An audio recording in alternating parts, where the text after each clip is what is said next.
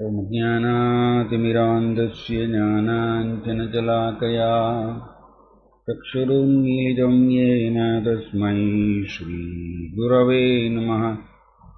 ॐ विष्णुपादाय कृष्णप्रस्थाय भूतले श्रीमते जयपताकस्वामिन्निधि नामिनि नमाचार्यपादाय निताय कृपप्रदायिनि गौरगददामदाय नगरग्रामदारिणि ॐ विष्णुपादाय कृष्णप्रस्थाय भूतले श्रीमते भक्तिवेदान्तस्वामिन्निधि नामिनि नमस्ते सरस्वतीदेवे गौरवाणी प्रचारिणे निर्विशेषशून्यवादी पाश्चात्यदेशधारिणि जय श्री कृष्ण चैतन्य प्रभु नित्यानंद श्री अद्वैत गदाधर श्रीवासादि गौरभक्तवृंद हरे कृष्ण कृष्ण कृष्ण हरे हरे हरे राम राम राम हरे हरे हरे कृष्णा। இன்னைக்கு நம்ம இரண்டாவது அத்தியாயம் 40வது ஸ்லோகம் பகவத்கீதை உண்மையுருவில் மொழிபெயர்ப்பு மற்றும் பொருளுரை பை அபாயச்சரணா அரவிந்த் பக்திவேதாந்த சுவாமி சில பிரபுபாத் கி ஜெய். 2.40 தானே அரவிந்த்? Okay right. ओम नमो भगवते वासुदेवाय ओम नमो भगवते वासुदेवाय ओम नमो भगवते वासुदेवाय नारायणं नमस्कृत्यं नरं चैव नरोत्तमं देवीं सरस्वतीं व्यासं ततो जयमुदीरयेत्। नेहाभिक्रमनाशोऽस्ति प्रत्यवायो न विद्यते स्वल्पमप्यस्य धर्मस्य त्रायते महतो भयात्। नेहाभिक्रमनाशोऽस्ति प्रत्यवायो न विद्यते स्वल्पमप्यस्य धर्मस्य त्रायते महतो भयात्। नेहाभिक्रमनाशोऽस्ति प्रत्यवायो न विद्यते स्वल्पमप्यस्य धर्मस्य त्रायते महतो भयात्. மொழிபெயர்ப்பு. இம்முயற்சியில் குறைவோ இழப்போ இல்லை. இவ்வழியில் சிறிது முன்னேற்றமும் மிக பயங்கரமான பயத்திலிருந்து ஒருவனை காக்கும். பொருளுரை. கிருஷ்ண உணர்வில் செயல்படுதல், அதாவது புலனுகர்ச்சியின் எதிர்பார்ப்புகள் இன்றி கிருஷ்ணரின் நலனுக்காக செயலாற்றுதல் என்பது செயலின் மிக உயர்ந்த தெய்வீக குணமாகும். இது போன்ற செயலின் ஒரு சிறு ஆரம்பம் கூட எந்த தடையையும் காண்பதில்லை. அந்த சிறு ஆரம்பம் என் நிலையிலும் இழக்கப்படுவதும் இல்லை. பௌதீக தளத்தில் தொடங்கப்பட்ட செயல் முடிவு பெற்றாக வேண்டும். இல்லையேல் அனைத்து முயற்சியும் வீணாகி விடுகிறது. ஆனால் கிருஷ்ண உணர்வில் தொடங்கப்பட்ட எல்லா செயல்களும் முடிவு பெறாவிடினும் கூட நிரந்தர பலனை கொடுக்கும்.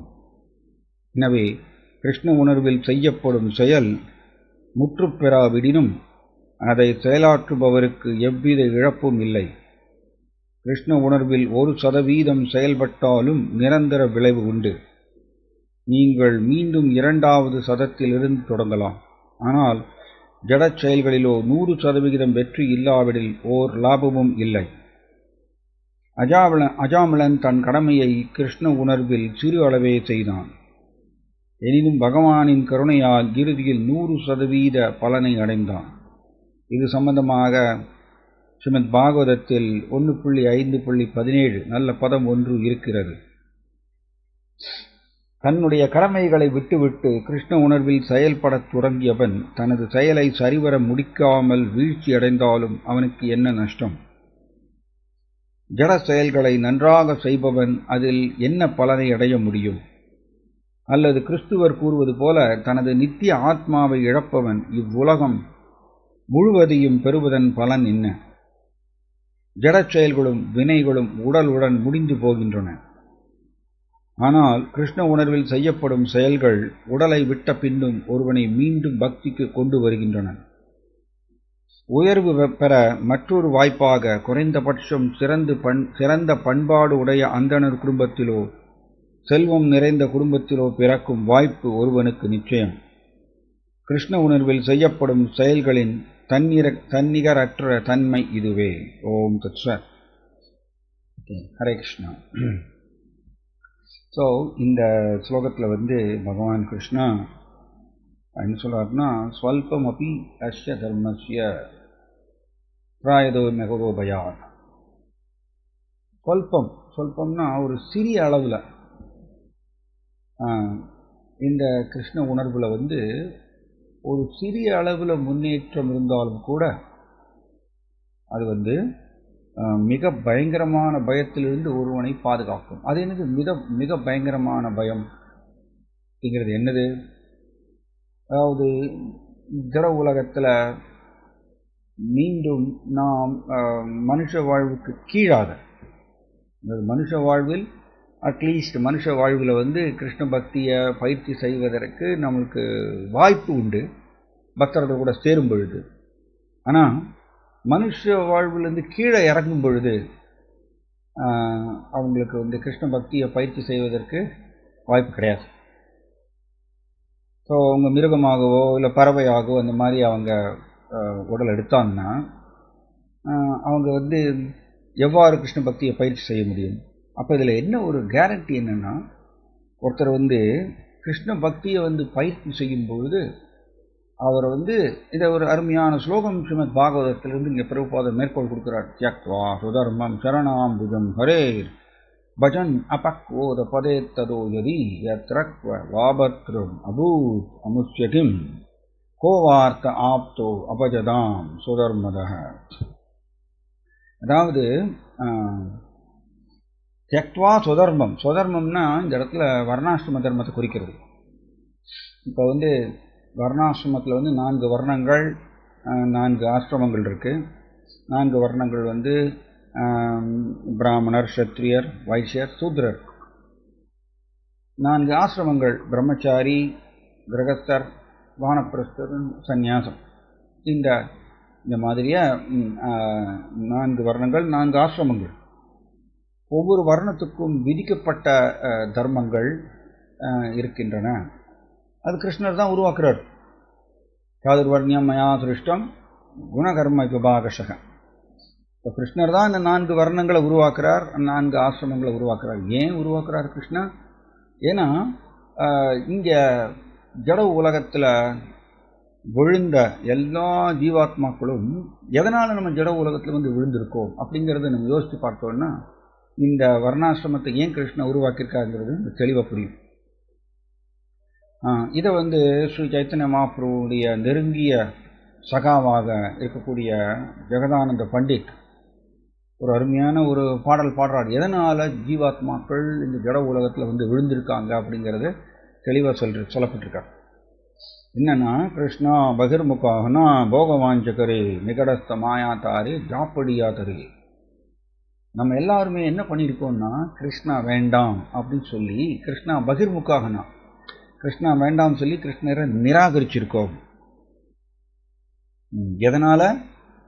போகவாஞ்சகரே, கிருஷ்ணரை தவிர்த்து இந்த ஜட உலகத்தில் அனுபவிக்க வேண்டும் அப்படிங்கிற இந்த வாஞ்சா ஆசையினால, கிருஷ்ணரை தவிர்த்து ஜட உலகத்தில் அனுபவிக்கணுங்கிற ஆசையினால நாம் கிருஷ்ணரை நிராகரிச்சிருக்கோம் நம்ம எல்லோருமே. இதுதான் கட்டுண்ட ஜீவாத்மாக்கள் செய்த மிகப்பெரிய ஒரு தவறு, பிளண்டர், மிகப்பெரிய தவறு. ஸோ நிகடஸ்த மாயாதாரே ஜாப்படியாதரே, இந்த ஒரு முடிவை ஜீவாத்மா எடுத்த உடனே கிருஷ்ணர் எனக்கு வேண்டாம், நான் தனித்து அனுபவிக்கணும் ஜட உலகத்தில் அப்படிங்கிற இந்த ஒரு முடிவை எடுத்த உடனே இம்மீடியட்டா மாயா நிகடஸ்த மாயா தாரி, மாயா பக்கத்திலேயே நிற்கிறாங்களாம்மா. மாயா ரொம்ப பக்கத்தில் நிற்கிறாங்க. அவங்க உடனே என்ன பண்ணுறாங்களாமா, ஜாப்படியா தரே உடனே வந்து ஜீவாத்மா பிடிக்கிறாங்களாம், தன்னுடைய கட்டுப்பாட்டுக்குள்ளே கொண்டு வந்துடுறாங்க. ஸோ அப்போ ஜட உலகத்தில் விழுந்தவங்க அத்தனை பேருமே இந்த உலகத்தை ஆண்டு அனுபவிக்குங்கிற அந்த ஒரு ஸ்வபாவம் நமக்கு எல்லாருக்கும் இருக்கு. இந்த உலகத்தை என்ஜாய் பண்ணணும் அப்படிங்கிற ஸ்வபாவம் நமக்கு எல்லாருக்கும் இருக்கு. ஸோ இப்படிதான் நம்ம எல்லாருமே கிருஷ்ணர்கிட்ட இருந்து பிரிந்து வந்திருக்கோம், வந்து ஜட உலகத்தில் வந்து விழுந்திருக்கோம். அதனால கிருஷ்ணர் பார்க்குறார்.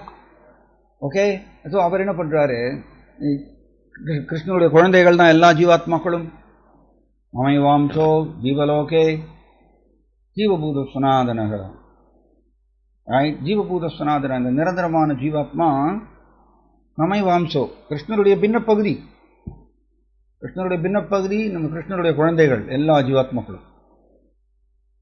ஆனால் நம்ம எல்லோருமே கிருஷ்ணரை நிராகரிச்சுட்டு வேண்டான்னு உதறி தள்ளிட்டு இங்கே வந்து அனுபவிக்குங்கிற ஆசையோடு வந்து உட்காந்துட்டோம். ஸோ இப்போ கிருஷ்ணர் என்ன பண்ணுறாருன்னா, பிரவருத்தி மார்க்கா நிவிருத்தி மார்க்கான்னு சொல்லிட்டு 2 பாதைகளை ஏற்படுத்துறாரு. பிரவருத்தி மார்க்கானா என்ன? இது ஒரு சின்ன உதாரணம் நான் உங்களுக்கு சொல்கிறேன். இப்போ குழந்தை, உங்கள் வீட்டில் வந்து குழந்தை இருக்குது, அந்த குழந்தை சின்ன குழந்தைக்கு வந்து காய்ச்சல்னு வச்சுப்போம், காய்ச்சல் ஃபீவர். இந்த காய்ச்சல் வந்த உடனே அம்மா என்ன பண்ணுவாங்க, அதுக்கு அந்த குழந்தைக்கு டேப்லெட் கொடுப்பாங்க. அந்த சின்ன குழந்தை அந்த டேப்லெட்டை வந்து சாப்பிடாது. ஏன் இந்த டேப்லெட் சாப்பிடாதுன்னா டேப்லெட் கசக்கும், அதனால் அந்த குழந்தை வந்து டேப்லெட் சாப்பிடாது. ஸோ அம்மா என்ன பண்ணுவாங்க, அந்த டேப்லெட் மேலே ஒரு இனிப்பை தடவுவாங்க, சுகர் கோட்டட் பில்ஸ். அந்த டேப்லெட் மேலே ஒரு இனிப்பை வந்து தடவி, இது டேப்லெட் இல்லை நம்ம சொல்லிட்டு குழந்தைய வந்து இது பண்ணி, இது மிட்டாய் சாப்பிடுன்னு சொல்லி கொடுப்பாங்க.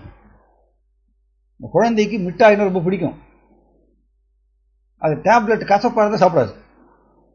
ஸோ அந்த டேப்லெட் மேலே ஒரு இனிப்பை தடவி அதை கொடுக்குறாங்க, மிட்டாயின்னு உடனே அந்த குழந்தை வாங்கி சாப்பிட்ரும் மிட்டாயின்னு சொல்லிட்டு. அம்மாவுடைய நோக்கம் என்னென்னா, எப்படியாவது டேப்லெட் உள்ளே போகணும், எப்படியாவது குழந்தையோட வயிற்றுக்குள்ளே டேப்லெட் உள்ளே போகணும், அப்போ தான் அந்த காய்ச்சல் சரியாகும். ஆனால் குழந்தையோ டேப்லெட் சாப்பிட்றதுக்கு தயாராக இல்லை. ஸோ என்ன பண்ணுறாங்க, இனிப்பை தடவி கொடுக்குறாங்க. அப்புறம் இவ்வாறாக அந்த குழந்தை இந்த டேப்லெட்டை சாப்பிடுது. டேப்லெட் சாப்பிட சாப்பிட அந்த காய்ச்சல் மெதுவாக போகும் இல்லையா? இதே மாதிரி தான் நமக்கும், நம்ம எல்லாருமே கிருஷ்ணனுடைய குழந்தைகள். நமக்கு எல்லாருக்குமே வந்து ஒரு காய்ச்சல் இருக்கு. என்ன காய்ச்சல், என்ன வியாதி? சாத் கிருஷ்ண நாமா சரிதாதி சிதாபி அவித்யா பிட்டோ பதப்த ரசனஸ்ய நரோச்சிகானு. நமக்கு எல்லாருக்கும் ஒரு வியாதி இருக்கு. என்ன வியாதி? ஜட உலகத்தை ஆண்டு அனுபவிக்கணும், கிருஷ்ணர் எனக்கு வேண்டாம். புனந்திதே விஷய விதூசிதாசயம், ஸ்ரீமத் பாகவதத்தில் ரொம்ப அருமையாக சொல்லப்பட்டிருக்கு. விஷய விதூசிதாசயம். விஷய விதூசிதாசயம்னா ஜட உலகத்தில் மேக்சிமம் என்ஜாய் பண்ணணும் அப்படிங்கிற இந்த ஆசை. இதுதான் ஜீவாத்மனுடைய வியாதி. இந்த குழந்தைக்கு காய்ச்சல் வர மாதிரியா, அப்போ மருந்து வேணுமே. மருந்து வந்து கிருஷ்ணர் கொடுக்குறாரு. கிருஷ்ணர் என்ன மருந்து கொடுக்குறாரு? டைரக்டாக வந்து டேப்லெட்டை கொடுத்தோன்னா அந்த குழந்தை சாப்பிடாது, இல்லை கசப்பாக இருக்கும், அந்த குழந்தை சாப்பிடாது. அதே மாதிரி தான் டைரக்டாக நிவிருத்தி மார்க்கா. நிவிருத்தி மார்க்கானா என்னது? நிவிருத்தி மார்க்கானா புலன் இன்பங்களை துரத்தல்.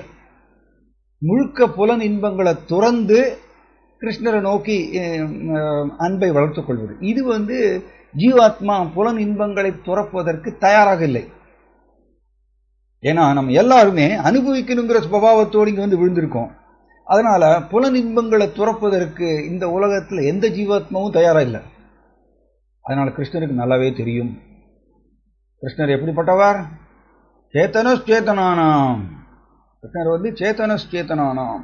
எப்படி? ஜீவாத்மாக்கள் எல்லோருமே உணர்வு உடையவர்கள். எல்லா ஜீவாத்மாக்களும் உணர்வு உடையவர்கள். இந்த உணர்வு உடைய ஜீவாத்மாக்கள் அத்தனை பேருக்குமே பிரதானமானவர் கிருஷ்ணா. அதனால கிருஷ்ணாவுக்கு நல்லாவே தெரியும் ஜீவாத்மா எந்த மாதிரிய ஆசையை வச்சுட்டு இருக்குங்கிறது கிருஷ்ணருக்கு நல்லா தெரியும். அதுக்கு பேர் தான் கிருஷ்ணருக்கு வந்து ஆம்னீஷியன்ட்னு சொல்லுவாங்க, எல்லாவற்றையும் உணர்பவர் கிருஷ்ணா. கிருஷ்ணருக்கு ஒவ்வொரு ஜீவாத்மாவும் என்ன ஆசைப்படுகின்றதுங்கிறது அவருக்கு பக்கத்தில் உட்காந்துருக்கிற ஹிருதயத்தில் பரமாத்மா உட்காந்துருக்கிறதுனால அவருக்கு எல்லாமே தெரியும். அவர்கிட்ட இருந்து நம்ம ஒன்றையும் ஒரு விஷயத்தையும் நம்ம மறைக்க முடியாது. அதனால கிருஷ்ணருக்கு தெரியும். அவர் என்ன பண்றாரு, ஓகே ஜீவாத்மா நிவிருத்தி மார்க்காவை கடைபிடிப்பதற்கு தயாராக இல்லை. ஸோ நிவிருத்தி மார்க்கான முன்னாடி சொன்னேன். நிவிருத்தி மார்க்கான என்ன, புலனின்பங்களை துரத்தல்.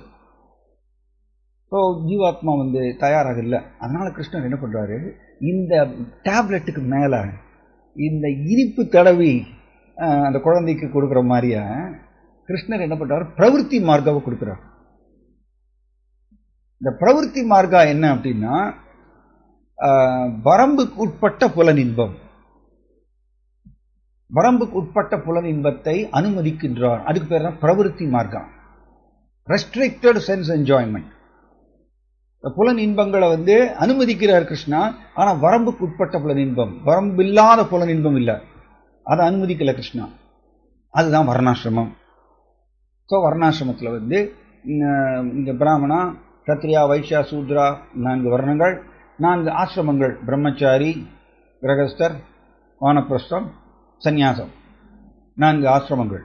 இந்த 4 ஆசிரமங்கள், 4 வர்ணங்களுக்கு விதிக்கப்பட்ட கடமைகளையும் கிருஷ்ணன் நிர்ணயம் செய்கிறார்.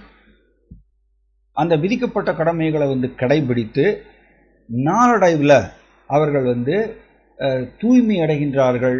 இந்த அனுபவிக்கணுங்கிற ஸ்வபாவத்தில் அதை விடுறாங்க.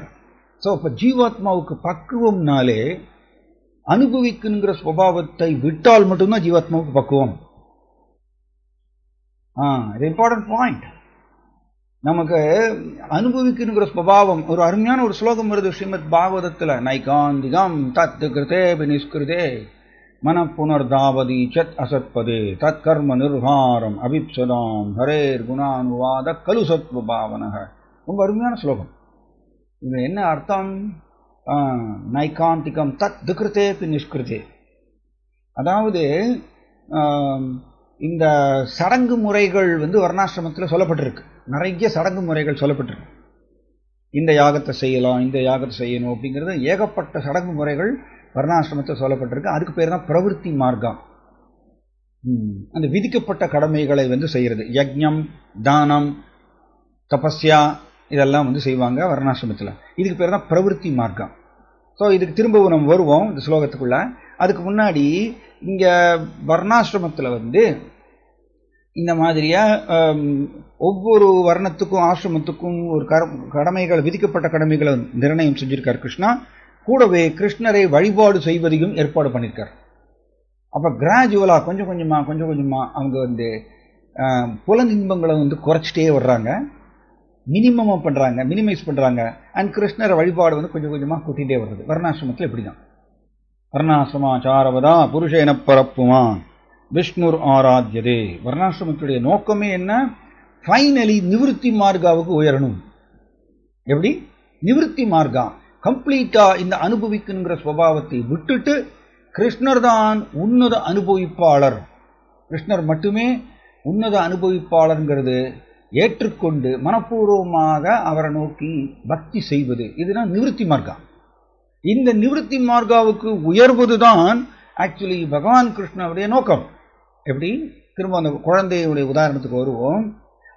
இந்த குழந்தை அம்மாவுடைய நோக்கம், இந்த குழந்தையினுடைய காய்ச்சல் போகணுங்கிறது அம்மாவுடைய நோக்கம்.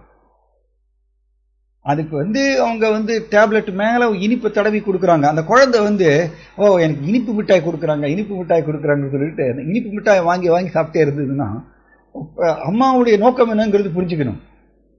அம்மாவுடைய நோக்கம் என்ன? அது காய்ச்சல் போகணுங்கிறது அம்மாவுடைய நோக்கம். அதே மாதிரி கிருஷ்ணருடைய நோக்கம் என்ன அப்படின்னா, இந்த குழந்தைகளாகிய ஜீவாத்மாவுடைய அனுபவிக்கணுங்கிற இந்த ஸ்வபாவத்தை விட வேண்டும். ஏன்னா அனுபவிக்கணுங்கிற ஸ்வபாவம் இருக்கிற வரைக்கும் நாம் உடல் எடுத்துட்டே இருப்போம் இந்த உலகத்துல. மாயாவுடைய செயல்பாடு அப்படிதான்.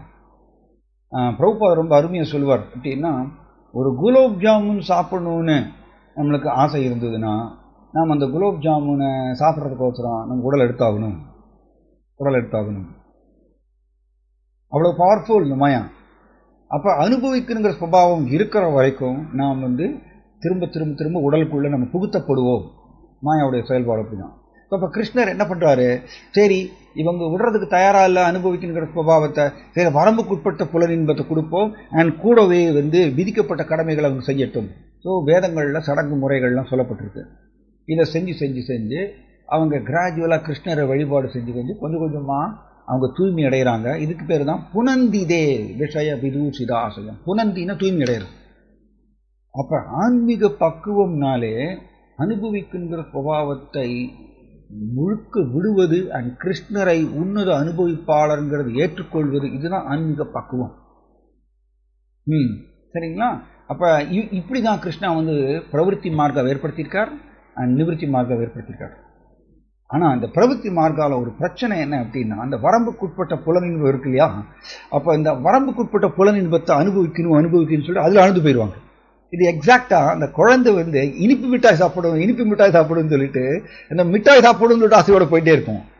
ஆனா அம்மாவோட நோக்கத்தை புரிஞ்சுக்காம, அதே மாதிரியே நாமும் கிருஷ்ணருடைய நோக்கத்தை புரிந்துக்காம இந்த வரம்புக்குட்பட்ட புலனின்பத்தை அனுபவிக்கணும்னு சொல்லி அது பின்னாடி போயிட்டே இருக்கும். அது ட்ரிக், மாயோட ட்ரிக், அது சூழ்ச்சி. ஸோ இதுதான் ஸ்ரீமத் பாகவதத்துல ஒரு அருமையான ஸ்லோகம் வருது. நைகாந்திகம் தத் திக்ருதே பினிஷ்கிறது. ஓகே, இந்த வர்ணாசிரமத்தில் சொல்லியிருக்கக்கூடிய கடமைகளை எல்லாம் ஒருத்தர் செவ்வனே செய்தாலும் கூட, எப்படி ஏகப்பட்ட நீண்ட பல பல பல பல சடங்கு முறைகள் சொல்லப்பட்டிருக்காம வர்ணாசிரமத்தில் வேதங்கள்ல தூய்மை அடைவதற்கோசரம். ஆனா இது எல்லாத்தையும் செஞ்சாலும் கூட நைகாந்திகம் மனம் ஒருநிலைப்படாது அப்படின்னு ஸ்ரீமத் பாகவதத்தில் ஒரு ஸ்லோகம் வருது. நைகாந்திகம், ஏகாந்தம்னா ஒருநிலைப்படுவது, ஐகாந்திகம் அப்படின்னா மனம் ஒருநிலைப்படாது. எத்தனை சடங்கு முறைகளை செஞ்சாலும் மனம் ஒருநிலைப்படாது. மனம் புனர்தாவதி செத் அசத்பதே, மனம் மீண்டும் புலனின்பத்தை நோக்கி ஓடுமாம். எப்படி பாருங்க, மனம் அவ்வளவு சக்தி வாய்ந்தது, மனம் அவ்வளவு ஸ்ட்ராங். அதனாலதான் கிருஷ்ணா பகவத்கீதையில இந்திரியானா மனஸ்டாஸ்மின்னு சொல்லிட்டார். புலன்களில் பிரதானமாக இருக்கக்கூடிய மனம் நான் சொல்லிட்டார் கிருஷ்ணா. மனம் அவ்வளவு ஸ்ட்ராங். ஸோ எத்தனை சடங்கு முறைகளை செஞ்சாலும் மனம் மீண்டும் புலனின்பத்தை நோக்கி ஓடுமாம். அசத்பதேனா புலனின்பம், அது தூய்மை அடையவில்லை. அந்த புலனின்பத்தை அனுபவிக்கணுங்கிற சுபாவத்தை விடணுங்கிற அந்த தூய்மை ஏற்பட மாட்டேங்குது எத்தனை சடங்கு முறைகளை செஞ்சாலும். அவ்வளோ பவர்ஃபுல். சரி, அதுக்கு தான் ஸ்ரீமத் பாகவதத்தில் ஒரு ஸ்லோகம் வருது. என்ன ஸ்லோகம்னா, ஓகே, தத் கர்ம நிர்ஹாரம் அபிப்சதாம் ஹரே குணானுவாத கலுசத்வ பாவனக. அபிப்சதாம், உண்மையிலேயே ஒருத்தர் கர்ம வினையிலிருந்து விடுபடணும்னா, நீங்க பகவத்கீதை வகுப்புல எல்லாம் நீங்க கேட்டிருப்பீங்க, கர்ம வினைனா என்ன. இந்த மாதிரி அனுபவிக்கணுங்கிற ஸ்வபாவத்தோடு நாம் புலனின்ப காரியத்தில் ஈடுபடும் பொழுது அதிலிருந்து வரக்கூடிய ஒரு பின் விளைவு, அதுக்கு பேர் தான் கர்ம வினைன்னு சொல்றோம். இந்த உலகத்துல ஒரு ஒரு செயலை செய்யும் பொழுது அதுக்கு கட்டாயம் ஒரு பின் விளைவு உண்டு. அந்த பின் விளைவிலிருந்து ஒருத்தர் தப்பிக்க முடியாது. அவ்வளோ ஸ்ட்ராங் இந்த லா ஆஃப் கர்மா, ஜட இயற்கையினுடைய மாயையினுடைய சட்டம் ரொம்ப ஸ்ட்ராங், தப்பிக்க முடியாது. ஸோ நம்ம புலனின்ப காரியத்தில் ஈடுபடும் பொழுது அப்போதைக்கு அது இன்பம் மாதிரி தெரியும், பின்னாடி கர்ம வினை வரும், அது நம்மளை தாக்கும். ஸோ பாகவதத்தில் என்ன சொல்லியிருக்கு, ஒருத்தர் இந்த மாதிரி கர்ம வினையை நாம் கோடிக்கணக்கான ஜென்மங்களாக புலனின்ப காரியங்களில் ஈடுபட்டு அதனுடைய அனுபவிக்காத கர்ம வினை வண்டியா இருக்காமா, நம்மளுக்கு எப்படி லேயர் லேயரா அடுக்கடுக்கா இருக்காமா அனுபவிக்காத கர்ம வினைகள். அதுக்கு எல்லாத்துக்குமே நம்ம உடல் எடுக்க வேண்டியிருக்கும். அப்ப பாகவதம் என்ன சொல்றதுன்னா, அபிப்சதாம், உண்மையிலேயே ஒருத்தர் இந்த கர்ம வினையிலிருந்து விடுபடணும்னு ஆசைப்படுபவர். அபிப்சதாம்னா ஆசைப்படுபவர், கர்ம வினையை ஜீரோ பண்ணணும் அப்படின்னு ஆசைப்படுபவர் என்ன செய்யணும்?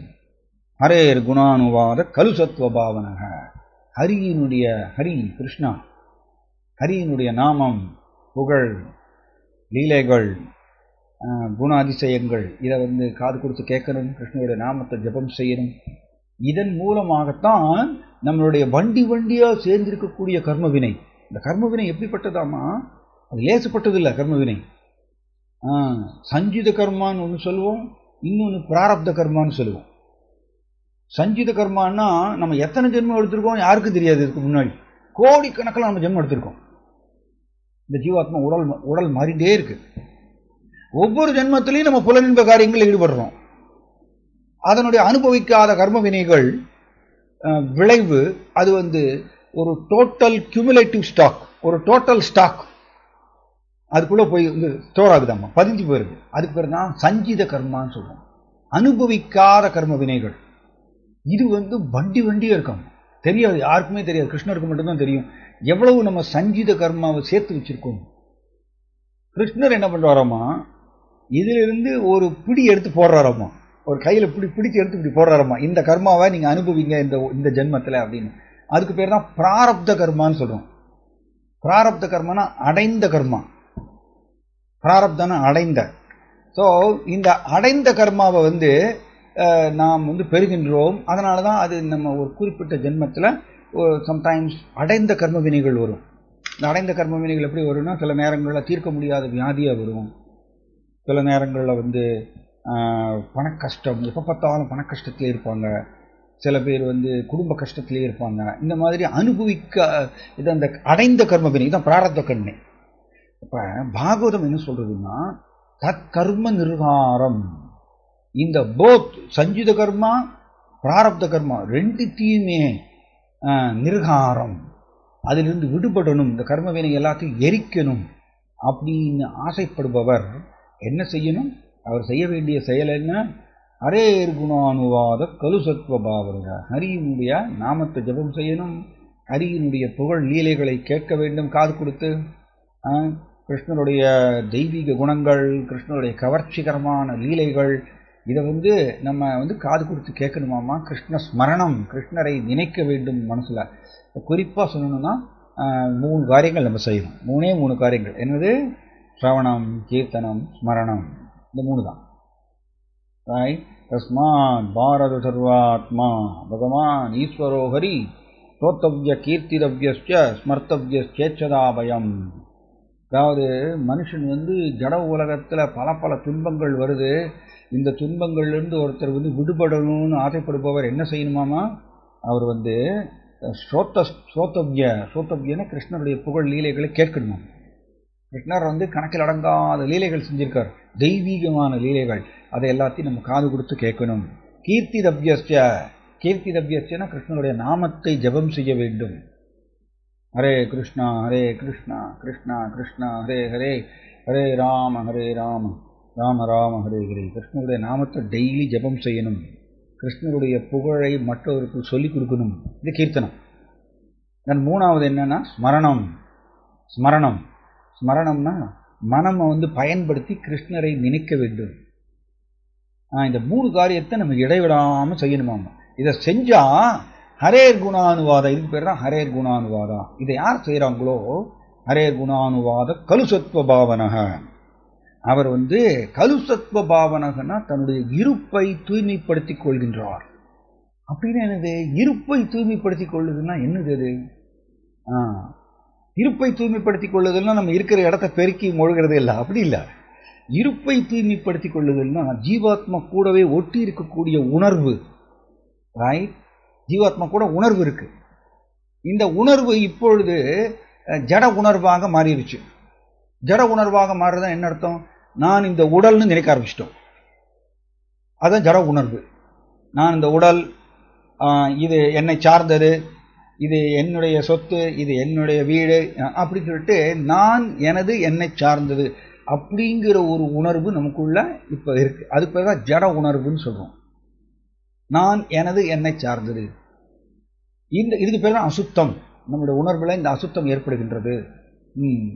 ஓகே. ஸோ கலுசத்வ பாவனக, கிருஷ்ணரை பற்றி நாம் கேட்கறதுனாலையும், கிருஷ்ணரை மனதில் நினைக்கிறதுனாலையும், கிருஷ்ணனுடைய நாமத்தை ஜபம் செய்யறதுனாலையும் இந்த நம்முடைய உணர்வுல படிஞ்சிருக்கக்கூடிய இந்த அழுக்கு ஜட உணர்வு, நான் இந்த உடல் அப்படிங்கிற இந்த அடையாளம், இந்த அசுத்தம் வந்து தூய்மை அடைகின்றதாம். சிம்பிளி நம்ம கிருஷ்ணரை பற்றி கேட்கறதுனாலையும், கிருஷ்ணருடைய நாமத்தை ஜபம் செய்யறதுனாலையும், கிருஷ்ணரை நினைக்கிறதுனாலையும். இதுதான் ஒரே தீர்வாமா. ஜீவாத்மா தூய்மை அடைவதற்கு ஒரே வழி இதுதான், வேற எதுவும் கிடையாதுன்னு மொத்த சாஸ்திரமும் இப்படிதான் சொல்லுது. ஸோ இந்த ஸ்லோகத்தில் பொருளுரையில் பிரபுபாதர் வந்து ஒரு அருமையான ஒரு ஸ்லோகம் பாகவதத்திலிருந்து மேற்கோள் கொடுத்துருக்கார். என்ன கேள்வியாக இருந்தாலும் நான் கடைசியில் ஆன்சர் பண்ணுறேன் உங்களுக்கு. நீங்கள் கொஞ்சம் 50 வரைக்கும் நம்ம கிளாஸ் எடுக்கிறேன். அதுக்கப்புறம் உங்களுடைய கேள்விகள் ஏதாவது இருந்தாலும் நான் கேட்குறேன், ஆன்சர் பண்ணுறேன். ஸோ தியக்த்வா சுதர்மம் சரணாம்புஜம் ஹரே, இந்த ஸ்லோகத்தை நாரத முனிவர் போதிக்கிறார். நாரத முனிவர் வேதவியாசருக்கு போதிக்கிறார் ஸ்ரீமத் பாகவதத்தில் முதல் காண்டத்தில். அதில் என்ன சொல்கிறாரு, ஒருத்தர் இந்த ஸ்வதர்மம், அது இந்த ஸ்வதர்மம்ங்கிற அந்த வார்த்தையை விளக்குறதுக்கு தான் நான் இவ்வளவு வர்ணாசிரமம் இதெல்லாம் நான் சொன்னேன். இந்த ஸ்வதர்மம்ங்கிறது இந்த வர்ணாசிரம கடமைகள். ஓகே, ஒருத்தர் இந்த வர்ணாசிரம கடமைகள் எல்லாத்தையும் நிராகரிச்சுட்டு வர்ணாசிரம கடமைகள் எல்லாம் நிராகரிச்சுட்டு சரணாம்புஜம் ஹரே பஜன், ஹரியனுடைய பாத கமலங்களுக்கு நோக்கி பக்தி செய்தால், புரிஞ்சுதுங்களா உங்களுக்கு? வர்ணாசிரம கடமைகள் எல்லாத்தையும் நிராகரிச்சுட்டு ஒருத்தர் ஹரியனுடைய பாத கமலங்களை நோக்கி பக்தி செய்தால் அவர் சந்தர்ப்பவசமாக ஹரிபக்தியிலிருந்து விலகி போனாலும் கூட, ஏன்னா மாயா ரொம்ப ஸ்ட்ராங், ஜட உலகத்தில் மாயை ரொம்ப ரொம்ப சக்தி வாய்ந்தது. ஹரிபக்தி பண்ணிட்டு இருப்போம், கிருஷ்ண பக்தியை பயிற்சி செஞ்சுட்டு இருப்போம், பட் திடீர்னு மாயை எழுதிட்டு போயிடும். அது நம்மளுக்கு சாஸ்திரத்தில் பல பல நிகழ்ச்சிகள் அந்த மாதிரி இருக்கு. ஸோ கிருஷ்ண பக்தியில் ஒருத்தர் ஈடுபட்டு இருக்கார், அவர் இந்த வர்ணாசிரம கடமைகளை எல்லாம் உதறி தள்ளிட்டார், தீவிரமாக கிருஷ்ண பக்தி பயிற்சி செய்கிறார், கிருஷ்ணனுடைய நாமத்தை ஜபம் பண்றார், கிருஷ்ணரை பற்றி கேட்கிறார், கிருஷ்ணனுடைய நினைவில் இருக்கார், இது பண்ணிட்டு இருக்கார். பட் சந்தர்ப்பவசமாக அவர் கிருஷ்ண பக்தியை விட்டு விலகி போனாலும்,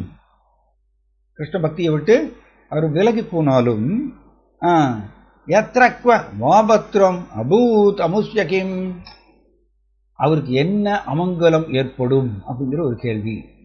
புரியுதுங்களா? நல்லா இது கிருஷ்ண பக்தியை ஒருத்தர் எடுத்து கொஞ்சம் பண்ணினாலும் கூட, சிறிது காலம் பண்ணினாலும் கூட, அவர் சந்தர்ப்பவசமா கிருஷ்ண பக்தியை விட்டுட்டு விலகி போனாலும் கூட அவருக்கு என்ன அமங்கலம் ஏற்படும்?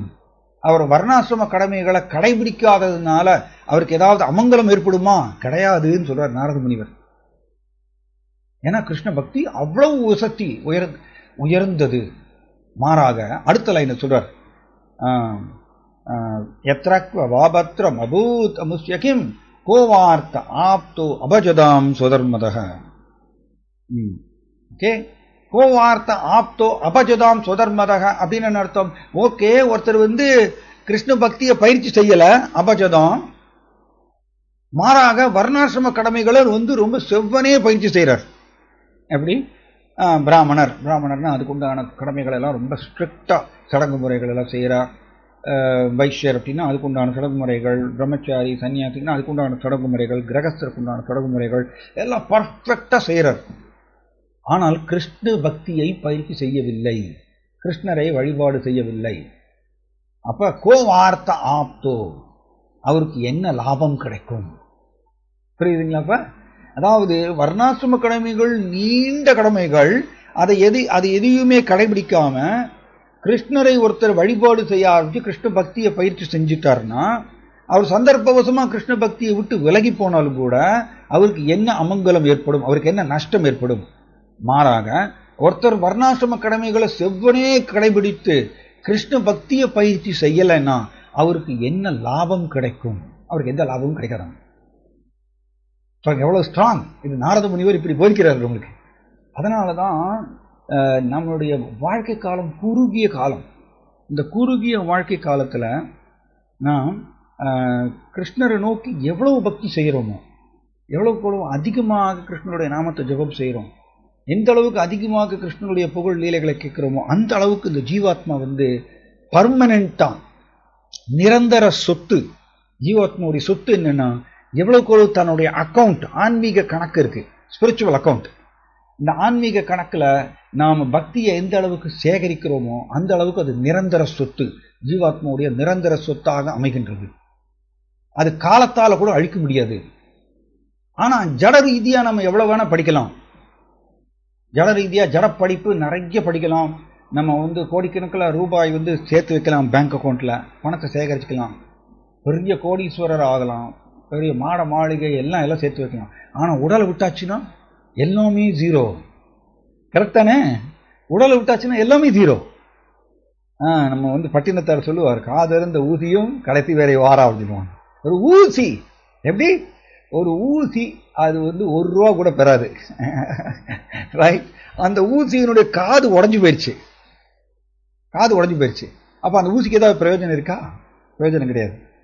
அந்த உடைந்து போன ஊசியை கூட நம்மளால் தூக்கிட்டு போக முடியாது மரணம் சமயத்தில். அப்புறம் எப்படி நம்மளுடைய கோடிக்கணக்கில் ரூபாய் நம்ம சேர்த்து வச்சு தூக்கிட்டு போக முடியும்? ஸோ நம்மளுடைய ஜட படிப்பு, ஜட ரீதியான சொத்து, நம்மளுடைய ஜட ரீதியான பொசிஷன், ஸ்தானம், புகழ் அத்தனையும் ஜீரோ. மரணம் வந்துச்சுன்னா அத்தனையும் ஜீரோ. ஆனால் கிருஷ்ண பக்தி அப்படி இல்லையாமா. கிருஷ்ண பக்தி நாம் 5% நம்முடைய வாழ்க்கையில் கடைபிடிக்கிறோம், அவ்வளோதான் வச்சுப்போம். 5% தான் நம்ம கடைபிடிக்கிறோம், அவ்வளோதான் நம்ம முக்கியத்துவம் கொடுக்குறோம்னு வச்சுக்கணும். மீதி 95% நம்ம ஜட உலக வாழ்க்கையில் தான் ஆழ்ந்திருக்கோம்னு வச்சுப்போம்.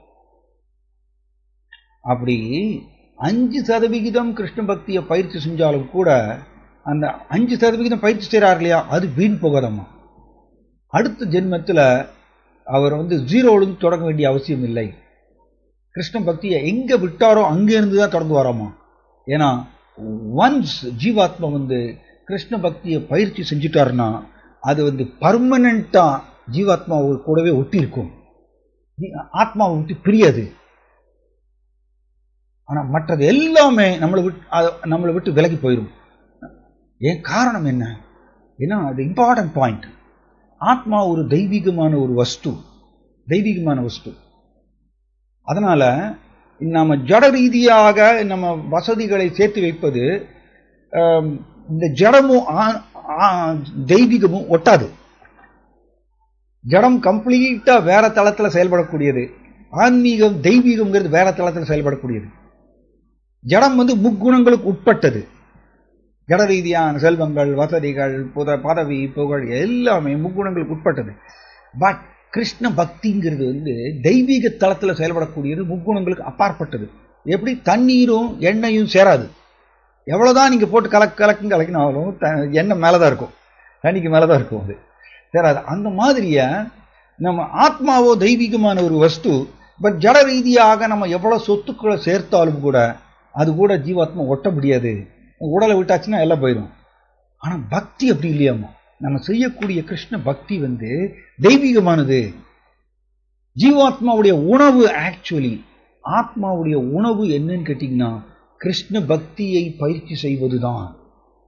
எவ்வளவுக்கு எவ்வளவு கிருஷ்ணனுடைய புகழ் லீலைகளை கேட்கிறோமோ, எவ்வளவுக்கு எவ்வளவு கிருஷ்ணனுடைய நாமத்தை ஜபம் செய்கிறோமோ, எவ்வளவுக்கு எவ்வளவு கிருஷ்ணரை நினைக்கின்றோமோ மனதை உபயோகப்படுத்தி, அந்த அளவுக்கு ஜீவாத்மாவுக்கு உணவு கிடைக்கின்றது. போஷாக்கு, நரிஷ்மெண்ட். இங்கே பார்த்தீங்கன்னா கோயம்புத்தூரில் நம்ம ரெசிடென்சி ஹோட்டல் இருக்கு இல்லையா? ரெசிடென்சி ஹோட்டலில் போய் ஒருத்தர் சாப்பிடுவார். ஓகே, 1000 ரூபா பில் எல்லாம் வரும், சாப்பிடுவார். ஆனால் அந்த சாப்பாடு ஆத்மாவுக்கு கிடையாது, ஆத்மாவுக்கு கிடைக்காதது. அது உடலுக்கு மட்டும்தான் அது கிடைக்கும். பட் நாம் செய்யக்கூடிய கிருஷ்ண பக்திங்கிறது ஆத்மாவுக்கு டைரக்டாக கொடுக்கக்கூடிய உணவு. அதனால தான் ஆத்மாவை விட்டு ஒருபொழுதும் பிரிவதில்லை, உடலை விட்டாலும் கூட. அப்போ அடுத்த ஜென்மத்தில் அவர் 6வது சதவிகிதத்திலிருந்து தொடங்குறார். முன் ஜென்மத்தில் 5% பயிற்சி செஞ்சிருக்காரு கிருஷ்ண பக்தியை. உரிய வேலையில் கிருஷ்ணர் எடுப்பன் வரோமா, ஹிருதயத்தில் உட்காந்துருக்காரு இல்லையா? ஈஸ்வர சர்வபூதானா விருத்தேதே அர்ஜுன திஷ்டதி. கிருஷ்ணா அர்ஜுனரை பார்த்து சொல்றார், ஓ அர்ஜுனா, ஒவ்வொருவருடைய ஹிருதயத்திலும் நான் உட்கார்ந்துருக்கேன், பரமாத்மாவாக நான் உட்கார்ந்துருக்கேன். எல்லா ஜீவாத்மாக்கள் கூடயும் பரமாத்மா உட்கார்ந்துருக்கார் ஹிருதயத்தில். அப்ப இந்த பரமாத்மா என்ன பண்றாரம்மா, உரிய வேளையில அடுத்த ஜென்மத்தில் ஞாபகப்படுத்துறாரம்மா. போன ஜென்மத்தில் நீ கிருஷ்ண பக்தியை பயிற்சி செஞ்சிருக்கேன்னு சொல்லி அதை கிருஷ்ணர் மறப்பதில்லை. இது இம்பார்ட்டன்ட். ஜீவாத்மா மறந்து போயிடுச்சு. உடலை விட்ட உடனே நமக்கு உடல்ல என்னென்ன காரியங்கள் இந்த செஞ்சிருக்கோங்கிறது எல்லாமே நம்மளுக்கு மறந்து போயிடும். ஆனா நம்ம செஞ்ச பக்தி கிருஷ்ணன் மறக்கிறது இல்லையாமா. கிருஷ்ணருக்கு ஒரு தெய்வீக குணம் உண்டு. என்ன தெய்வீக குணம்னா, கிருதஜ்ஞான்கிற ஒரு தெய்வீக குணம். கிருதஜ்ஞான என்ன? கிருஷ்ணர் நன்றி உணர்வு உடையவராங்க. ஜீவாத்மா கிருஷ்ணரை நோக்கி பக்தி செய்தால் கிருஷ்ணர் ரொம்ப நன்றி உணர்வோடு இருப்பாரம்மா அந்த ஜீவாத்மா கூட. ஓ, இந்த ஜீவாத்மா என்ன நோக்கி பக்தி செஞ்சிருக்கார் 5%. கிருஷ்ணர் மறக்க மாட்டாராம், நம்ம நன்றியோடு இருப்பாராமா. அவர் என்ன பண்ணுவார், அந்த நன்றியை தெரிவிக்கும் விதத்தில் தான் அடுத்த ஜென்மத்தில் பரமாத்மாவாக உட்கார்ந்துருக்கார் இல்லையா ஹிருதயத்தில், உரிய வேளையில் அந்த ஜீவாத்மாவுக்கு ஞாபகப்படுத்துவார். அண்ட் அதனால அந்த நபர் குறிப்பிட்ட, என்னுடைய வாழ்க்கையில நான் பார்க்கலாம், அப்படிதான் நான் இருந்தேன். நான் இஸ்கான் வர்றதுக்கு முன்னாடி நான் சிஏ படிச்சுட்டு இருந்தேன். சிஏ படித்து சிஏலாம் பாஸ் பண்ணி முடிச்சிட்டேன் 95.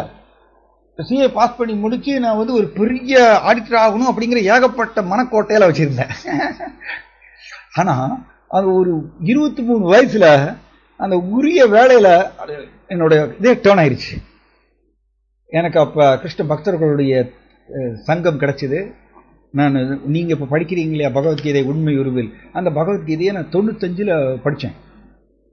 95 இந்த பகவத்கீதையை படித்த உடனே எனக்கு கம்ப்ளீட்டாக என்னுடைய ஆர்வம், என்னுடைய ஆசை, என்னுடைய முயற்சி எல்லாமே மாறி போயிடுச்சு. எங்கள் அப்பாவுக்கு பயங்கர ஆச்சரியம். 23 வயசு வரைக்கும் நான் படின்னு சொல்லி சிஏ பாஸ் பண்ணேன். ஆடிட்டர் அப்படி வரணும் ஏகப்பட்ட கோட்டை வச்சிருந்தாங்க. எங்கள் அப்பா கேட்குறாரு, எப்படிதான் இந்த மாதிரி கம்ப்ளீட்டாக மாறினா அப்படின்னு கேட்டார் எங்கள் அப்பா. அதுதான் பரமாத்மா உள்ளே இருந்து உரிய வேலையில் ஞாபகப்படுத்துவார். அவர் அந்த ஞாபகப்படுத்தும் பொழுது நம்ம பக்தர்கள் கூட சேர்வோம். நம்மளுடைய ஆர்வம், முயற்சி, ஆசை எல்லாமே டோட்டலாக சேஞ்ச் ஆகும். இதுதான் நம்ம முன் ஜென்மத்தில் பக்தி செஞ்சிருந்தால் அதனுடைய தொடர்ச்சி அடுத்த ஜென்மத்தில் கிருஷ்ணரை ஞாபகப்படுத்துகின்றார், அது தொடர்வார் அடுத்த ஜென்மத்தில். அதனால் அது நஷ்டமே கிடையாது. கிருஷ்ண பக்தி நம்ம எவ்வளவு பயிற்சி செஞ்சாலும் அது ஆல்வேஸ் ஜீவாத்மாவுக்கு நன்மை கொடுக்கக்கூடியது, நஷ்டமே கிடையாது. ஆனால் ஜட உலக ரீதியாக நம்ம எவ்வளவு முன்னேற்றம் அடைந்தாலும் அது மிகப்பெரிய நஷ்டம் மரணத்துக்கு அப்புறம். புத்திசாலியானவர் என்ன பண்ணுவார்னா, நன் வாழ்க்கையில காற்றுள்ள போதே தூற்றிக்கோள்னு சொல்லுவாங்க தமிழ்ல, இல்லையா? தமிழ்ல அது ஒரு பழமொழி சொல்லுவாங்க, காற்றுள்ள போதே தூற்றிக்கோள். அதோட அர்த்தம் என்ன? அது ஜட உலகவாதி வேற மாதிரி அர்த்தம் கொடுக்கிறார். அது ஆன்மீகரியான அர்த்தம் என்னன்னா, காற்றுள்ள போதே தூற்றிக்கொள் அப்படின்னா உடம்புல மூச்சு இருக்கும் பொழுதே பயன்படுத்தி கொள்ள வேண்டும். ஹரே கிருஷ்ண மகாமந்திரம் ஜபம் பண்றதுக்கு, கிருஷ்ணனுடைய நாமத்தை ஜபம் பண்றதுக்கு மூச்சு வேணும் இல்லையா? மூச்சு வேணும். ஜபம் பண்றதுக்கு மூச்சு வேணும். கிருஷ்ணனுடைய புகழ பேசுறதுக்கும் மூச்சு வேணும். அதுதான் காற்றுள்ள போதே தூற்றிக்கொள் அப்படின்னா, உடம்புல மூச்சு இருக்கும் பொழுதே அந்த ஒவ்வொரு மூச்சையும் பயன்படுத்த வேண்டும் கிருஷ்ணனுடைய நாமத்தை ஜபம் செய்வதற்கு, கிருஷ்ணனுடைய புகழ் லீலைகளை மற்றவர்களுக்கு சொல்வதற்கு. இதுதான் காற்றுள்ள போதே தூற்றிக்கொள் அப்படிங்கிறது. ஆனா ஜட உலகவாதி இதை வேற மாதிரியா அர்த்தம் கொடுக்கிறார். எல்லாத்தையுமே ட்விஸ்ட் பண்ணி வேற மாதிரி அர்த்தம் கொடுக்கக்கூடியதுல எக்ஸ்பர்ட். ஸோ இந்த கிருஷ்ண பக்தி வந்து ஒருபொழுதும் வீண் போவதில்லை. எத்தனை பயிற்சி செஞ்சாலும் அது பர்மனண்டா ஜீவாத்மாவுடைய அக்கௌண்ட்ல பதிஞ்சிருக்கின்றது. அதில் ஒரு பாயிண்ட் என்னன்னா, எந்த ஜென்மத்தில் இந்த ஜீவாத்மா 100% கிருஷ்ண பக்தியை பெறுகின்றதோ, ரைட், அந்த ஜென்மத்தில் ஜீவாத்மா அந்த உடலை விட்டு கிருஷ்ணனுடைய உலகத்துக்கு சென்றடையும், கோலோக பிருந்தாவனத்துக்கு 100% இந்த ஜென்மத்தில் அடைகிறோம். அப்ப இப்ப நம்மளுக்கு ஒரு குறிப்பிட்ட வாழ்க்கை இருக்கு. நம்மளுக்கு 60 வருஷமோ 70 வருஷமோ 80 வருஷமோ தெரியாது, அது கிருஷ்ணருக்கு தான் தெரியும். இந்த கொடுக்கப்பட்ட வாழ்க்கையை நாம் எவ்வளவுக்கு அளவு, நம்ம மூச்சு வந்து இவ்வளவுதான் வச்சிருக்காரு கிருஷ்ணா, அவ்வளவு மூச்சு தான் நம்ம விட முடியும். அதுக்கப்புறம் உடலை வெக்கேட் பண்ணி ஆகணும். அந்த மூச்சு முடியறதுக்கு முன்னாடி எவ்வளவு அதிகமா ஹரே கிருஷ்ண மகாமந்திரம் சொல்றோமோ அந்த அளவுக்கு என்னுடைய ஆன்மீக அக்கௌண்ட்ல அது பக்தி வந்து ஸ்டோர் ஆகிறது, பதிகின்றது, பர்மனன்ட் சொத்தாக மாறுகின்றது. அப்ப இப்படியாக ஒவ்வொரு ஜென்மத்திலையும் அந்த பக்தி கூடிண்டே போறது. சப்போஸ் இந்த ஜென்மத்தில் 30% பண்ணிட்டோம்னு வச்சுப்போம், அடுத்த ஜென்மத்தில் 30% 60% வரைக்கும் பண்றோம்னு வச்சுப்போம், ரைட்? அப்படி 100% நம்மளுடைய கிருஷ்ண பக்தி எப்ப மாறுகின்றதோ அந்த ஜென்மத்தில் ஜீவாத்மா நேர கிருஷ்ணனுடைய உலகத்துக்கு போயிடும், கோலோக பிருந்தாவனத்துக்கு. அதனால எவ்வளவு அதிகமாக இந்த ஜென்மத்தில் பயன்படுத்துகின்றோமோ அந்த அளவுக்கு நமக்கு நல்லது. ஒரு சின்ன கதை, அதோட நான் உங்களுக்கு முடிச்சிடுறேன். கோவிந்த கோஷ்னு ஒரு பக்தர் இருந்தார். கோவிந்த கோஷ் ஒரு அருமையான பக்தர், ஒரு கிரகஸ்த பக்தர். அவர் ஒரு கிரகஸ்த பக்தர், சிறந்த கிருஷ்ண பக்தர் அவர். இந்த கோவிந்த கோஷ் அவர் வந்து தன் வீட்டில் ஒரு கிருஷ்ணாவுடைய விக்கிரகத்தை வைத்து வழிபாடு செஞ்சுட்டு இருந்தார். அப்ப அவருக்கு வந்து கோவிந்த கோஷ்க்கு வந்து குழந்தை கிடையாது. அவரும் அவரோட மனைவியும் 2 பேரும் சேர்ந்து இந்த கிருஷ்ணரை வீட்டில் விக்கிரகத்தை வைத்துக்கொண்டு கிருஷ்ணரை வழிபாடு செஞ்சுட்டு இருந்தாங்க. அப்படி இருக்கும் பொழுது ஒரு நாள் அவரோட மனைவி இறந்து போயிடுறாங்க. ஒரு மனைவி இறந்து போன உடனே இந்த கோவிந்த கோஷும் மிகச்சிறந்த கிருஷ்ண பக்தர், கிருஷ்ணர் மேல அன்பு வளர்த்து கொண்ட ஒரு பக்தர், கிருஷ்ணர் மேல அன்பு வளர்த்துக் கொள்வது சாதாரண நிலை அல்ல. நமக்கு எல்லாருக்கும் இப்ப கவர்ச்சி எங்க அப்படின்னா ஜட உலகம் மேலதான் கவர்ச்சி இல்லையா? ஆனா கோவிந்த கோஷ்க்கு அப்படி இல்லை. கிருஷ்ணர் மேல அவ்வளவு அபரிமிதமான அன்பு. அப்படி இருக்கும்பொழுது அவருடைய மனைவி ஒரு நாள் இறந்து போயிடுறாங்க. கோவிந்த கோஷ்க்கு பயங்கர கோபம் வருது, அன்பு கலந்த கோபம். அவர் கிருஷ்ணாட்ட போய் பேசுறார். விக்கிரகத்துல இருக்கார், விக்கிரகம் வச்சுட்டு இருக்கார் இல்லையா வீட்டுல, இந்த விக்கிரகத்துல போய் பேசுறார் கிருஷ்ணாட்ட. ஓ கிருஷ்ணா, உன்னை வழிபாடு செஞ்சு என்ன பிரயோஜனம்? எனக்கு புத்திரன் கிடையாது. ஏன்னா புத்திரன்னா என்ன அர்த்தம்னா புத் பிளஸ் திரா அப்படின்னு சொல்லுவாங்க. திரானா விடுவித்தல். புத்துங்கிற நரகத்திலிருந்து தன்னுடைய பெற்றோர்களை விடுவிப்பவர் புத்திரன். புத்திரன் என்ன செய்யறாரு? அப்பா அம்மா இறந்து போன உடனே அப்பா அம்மாவுக்கு அந்த ஈமச் சடங்குகள்லாம் செய்யறாரு இல்லையா? அந்தேஷ்டிக்கிரியான்னு சொல்லுவாங்க. இந்த ஈமச் சடங்குகள்லாம் செய்து அது அந்த சடங்கு முறைகளை செய்யறதுனால அப்பா அம்மா புத்துங்கிற நரகத்தை தாண்டி போறாங்க. அதனால இந்த பையனுக்கு பேர் என்ன? புத்திரன். புத்துங்கிற நரகத்திலிருந்து பெற்றோர்களை விடுவிப்பதனால. அப்ப கோவிந்த கோஷ் கேட்கிறார் கிருஷ்ணாட்ட, விக்கிரகத்தில் இருக்கக்கூடிய கிருஷ்ணாட்ட, கிருஷ்ணா உன்னோட வழிபாடு செஞ்சு என்ன பிரயோஜனம்? எனக்கு மகன் இல்லை. என்னோட மகன் எனக்கு கொல்லி வைத்தால் மட்டும்தானே நான் புத்துங்கிற நரகத்தை தாண்ட முடியும். உன்னை வழிபாடு செஞ்சு என்ன பிரயோஜனம்? அன்பு கலந்த கோபம் கிருஷ்ணாட்ட. அவர் சொல்றார், என்னோட மனைவியை எடுத்துட்ட நீ, இப்ப எனக்கு குழந்தையும் இல்லை, அப்புறம் நான் எப்படி புத்துங்கிற நரகத்தை தாண்டறது? உனக்கு நைவேத்தியம் கிடையாது போ. கிருஷ்ணாட்ட போய் பேசுறாரு இந்த மாதிரியா. நைவேத்தியம்னா உங்களுக்கு தெரியும் இல்லையா? நைவேத்தியம்னா கிருஷ்ணருக்கு உணவு படைத்தல். ஸோ டெய்லி விக்கிரகங்களுக்கு ஒரு கிருஷ்ணர் உணவு படைப்பார். அவர் சொல்றார், கிருஷ்ணா உனக்கு நைவேத்தியம் கிடையாது போ, உனக்கு நைவேத்தியம் நான் கொடுக்க மாட்டேன். ஏன்னா நான் புத்துங்கிற நரகத்தை தாண்ட முடியாது. உன்னை வழிபாடு செஞ்சு என்ன பிரயோஜனம்? கிருஷ்ணர் விக்கிரகத்திலிருந்து பேசுறார் அவர் கூட. ஏன்னா அவர் அன்பு கலந்த பக்தர், அவர் அன்பு நிலைக்கு உயர்ந்த பக்தர். அதனால கிருஷ்ணர் பேசுறார் விக்கிரகத்திலிருந்து. ஓ கோவிந்த கோஷ், நீ கவலைப்படாத. நீ இறந்து போனேன்னா உனக்கு மகன் உனக்கு கொள்ளி வைக்கணுங்கிற அவசியம் எல்லாம் தேவையில்லை. நீ என்னுடைய சிறந்த கிருஷ்ண பக்தர்.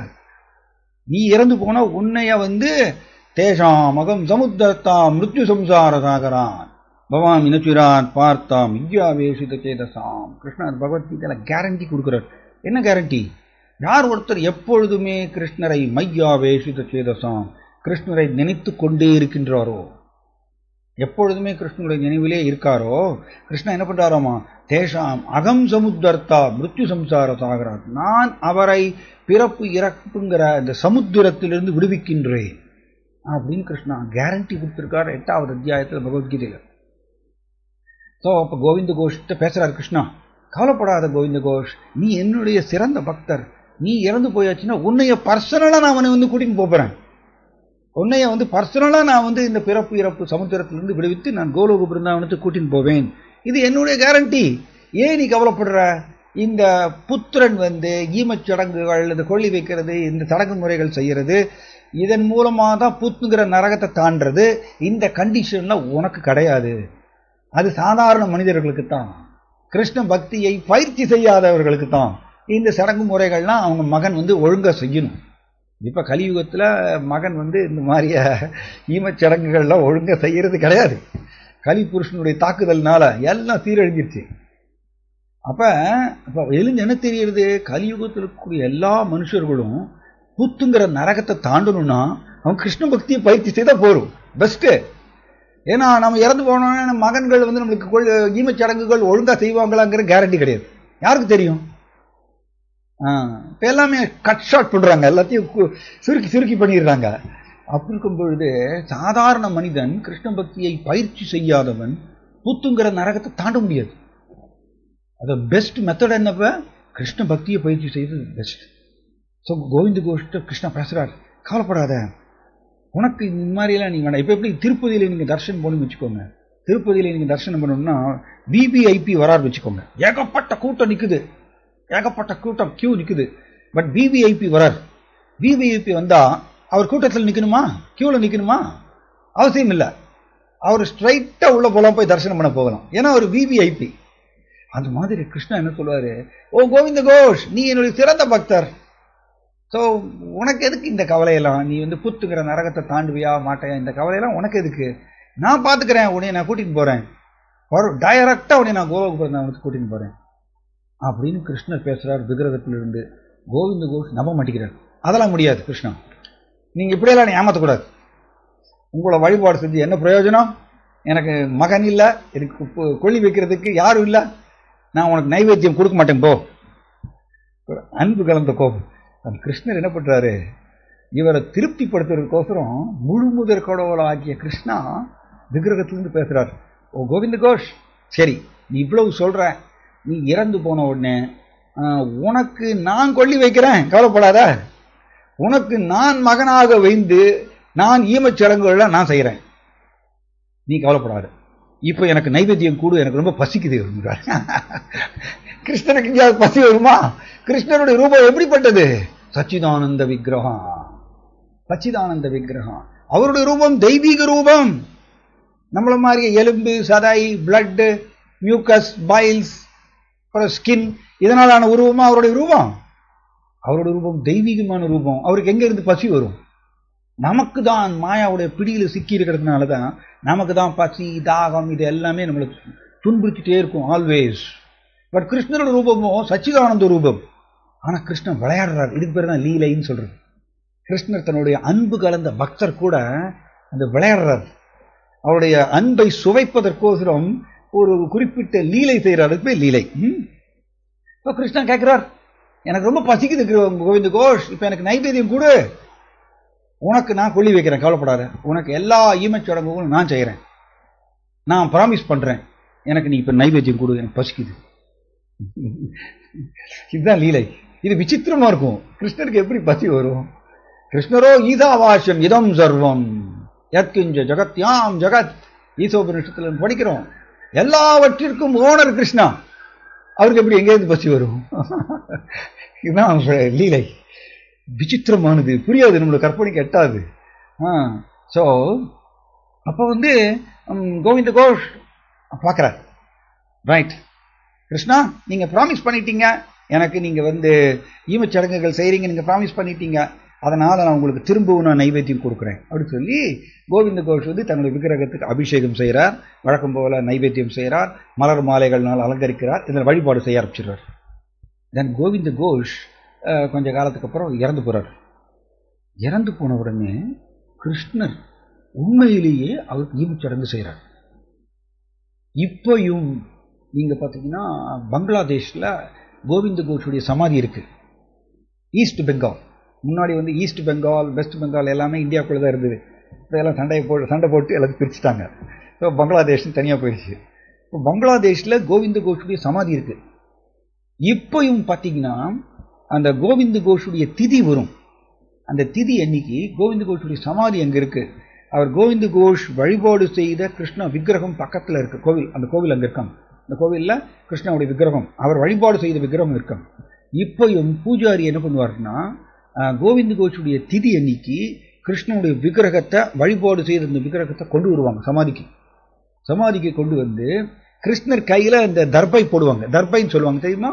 இந்த சிராத்தம் பண்ணும் பொழுது, இந்த திதி படும் பொழுது கையில தர்ப புல் ஒன்று போடுவாங்க, ஒரு பவித்திரம்னு சொல்லுவாங்க அதுக்கு பேர். அந்த கையில கிருஷ்ணனுடைய விக்கிரக கையில பூஜாரி பவித்திரம் போடுவார். பவித்திரம் போட்டு தன் கிருஷ்ணர் கை வழியாக, விக்கிரக கை இப்படி இருக்கும், அந்த கை வழியாக அர்க்கியம் விடுவாங்க. பூஜாரி மந்திரம் சொல்லி அர்க்கியம் விடுவார். ஆதித்யம் தர்ப்பயாமி, சோமம் தர்ப்பயாமி, அங்காரகம் தர்ப்பயாமி அப்படின்னு சொல்லிட்டு அர்க்கியம் விடுவாங்க. வாட்டர் கையிலிருந்து விடுவாங்க. அப்படி அதெல்லாம் திதியில வரக்கூடிய ஒரு சடங்கு முறை. இப்பயும் கோவிந்த கோஷுடைய திதி அன்னைக்கு கிருஷ்ணனுடைய விக்கிரகத்துக்கு இந்த மாதிரி பவித்திரம் போட்டு அங்க கை வழியாக அர்க்கிய வாட்டர் விடுவாங்க, அர்க்கியம் தண்ணீர் விடுவாங்க மந்திரம் சொல்லி. அப்படி பண்ணும்பொழுது என்ன அப்படின்னா, ஒரு மிராக்கிள் என்ன நடக்கிறதுன்னா, இப்பயும் என்ன நடக்கிறதுன்னா, கிருஷ்ணர் நார்மலி மஞ்சள் பட்டாடை தான் போட்டு இருப்பார். மஞ்சள் பட்டு, அவருக்கு எல்லோ சில்க் தான் ரொம்ப பிடிக்கும். கிருஷ்ணாவுக்கு எல்லோ கலர் சில்க் ட்ரெஸ் கிருஷ்ணருடைய அவருக்கு பிடித்த ஒரு ஆடை அது. ஸோ மஞ்சள் பட்டாடை கிருஷ்ணா போட்டு இருக்கார். ஆனா நார்மலி திதி செய்யும் பொழுது நீங்க பாத்தீங்கன்னா கலர் ட்ரெஸ் எல்லாம் போட்டுக்கூடாது. திதி செய்யும் பொழுது ஒயிட் தோத்தி தான் கட்டிக்கணும். ஒயிட் தோத்தி, வெள்ளை வேஷ்டி தான் கட்டிக்கணும். அப்ப கிருஷ்ணருக்கு போட்டிருக்கக்கூடிய மஞ்சள் பட்டாடை அந்த திதி படும் பொழுது எல்லோரும் கண் முன்னாடியே வந்து அது ஒயிட் ட்ரெஸ்ஸாக மாறுது. ஒயிட் ட்ரெஸ்ஸாக மாறுறதாம கிருஷ்ணர் போட்டிருக்கக்கூடிய மஞ்சள் பட்டாடை. அது இப்போயும் அது ஒரு பெரிய ஒரு ஃபங்க்ஷன். கோவிந்த கோஷனுடைய திதி அன்னைக்கு இஸ்கான் பக்தர்கள் எல்லோருமே அங்கே கூடுவாங்க. ஒரு பெரிய ஃபங்க்ஷன் அது. அப்போ கிருஷ்ணர் போட்டு இருக்கக்கூடிய அந்த மஞ்சள் பட்டாடை வந்து ஒயிட் ட்ரெஸ்ஸை மாறி அதுக்கு ப்ரூவ் பண்றார், நிரூபணம் செய்கிறார் கிருஷ்ணா. இப்பொழுதும் நான் வந்து என்னுடைய பக்தருக்கு கொடுத்த பிராமிஸ் அதை நான் பூர்த்தி பண்ணுகின்றேன், செய்கின்றேன். பூர்த்தி செய்கின்றேங்கிறது அதை உலக மக்களுக்கு உணர்த்துவதற்கோசரம் கிருஷ்ணருடைய போட்டுக்கூடிய எல்லோ சில்க் ட்ரெஸ் வந்து ஒயிட் ட்ரெஸ்ஸை மாறுறது. எதற்கு இதை சொல்ல வரேன்னா, ஒரு கிருஷ்ண பக்தர் பகவான் கிருஷ்ணாவை நோக்கி சரணாகதி அடைஞ்சிட்டாருன்னா தென் அவருக்கு மற்ற எல்லா ஒரு நைஸ் ஸ்லோகா இதோட நான் முடிச்சிடுறேன். சாரி, எனக்கு கொஞ்சம் டைம் முதல்ல நான் இழுத்துருவேன். இதோட நான் முடிச்சிடுறேன். சாரி. தேவரிஷி பூதாப்த நிருணாம் பித்ருணாம் நகிங்கரோ நாயம் ரணீசராஜன் சர்வாத்மனாய தரணம் சரண்யம் கதோ முகுந்தம் பரிகிருத்திய கத்து. ரொம்ப அருமையான ஸ்லோகம். ஸ்ரீமத் பாகவதத்தில் வரக்கூடிய ஒரு ஸ்லோகம். அதில் என்ன சொல்றாருன்னா, ஒரு குழந்தை அம்மாவுடைய வயிற்றிலிருந்து வெளியில வந்த உடனே அந்த குழந்தைய வந்து ஏகப்பட்ட கடமைகள் தொத்திக்கிறதாம். என்னென்ன கடமைகள்? சிம்பிளி குழந்தை அம்மாவுடைய வயிற்றிலிருந்து வெளியில வந்த உடனே என்னென்ன கடமைகள் ஸ்ரீமத் பாகவதம் சொல்றது. தேவரிஷி, தேவர்களுக்கு நாம் கடமைப்பட்டவர்கள். முதல் கடமை இந்த குழந்தையை தொத்திக்கிறதாமா. இந்த கடமைகள்லாம் ரிஷிகளுக்கு கடமைப்பட்டவர்கள். ஏன் நம்ம தேவர்களுக்கு கடமைப்பட்டவர்கள்? ஏன்னா தேவர்கள்னால தான் உரிய நேரத்தில் மழை வருது, வெயில் வருது, காற்று கிடைக்கிறது எல்லாமே. ஆனால் தேவர்களுக்கு கடமைப்பட்டவர்கள். ரிஷிகளுக்கு கடமைப்பட்டவர்கள். ஏன் ரிஷிகளுக்கு கடமைப்பட்டவர்கள் அப்படின்னா, ரிஷிகள் தான் தசவித சம்ஸ்காரம்னு சொல்லி 10 சடங்கு முறைகள் எழுதி வச்சிருக்காங்க. 10 சடங்கு முறைகள். அதாவது குழந்தை பிறந்த உடனே ஜாத கர்மான்னு சொல்லுவாங்க. குழந்தையினுடைய ஜாதகத்தை கணிக்கிறது ஒரு சடங்கு முறை. தென் குழந்தைக்கு பேர் வைக்கக்கூடியது ஒரு சடங்கு முறை. அதுக்கப்புறம் வந்து குழந்தைக்கு பூணல் போடுவாங்க. பூணல் போடும்போது அது ஒரு சடங்கு முறை. அதுக்கப்புறம் வந்து வித்யாரம்பம், குழந்தைய ஸ்கூலுக்கு அனுப்புவாங்க, அது ஒரு சடங்கு முறை.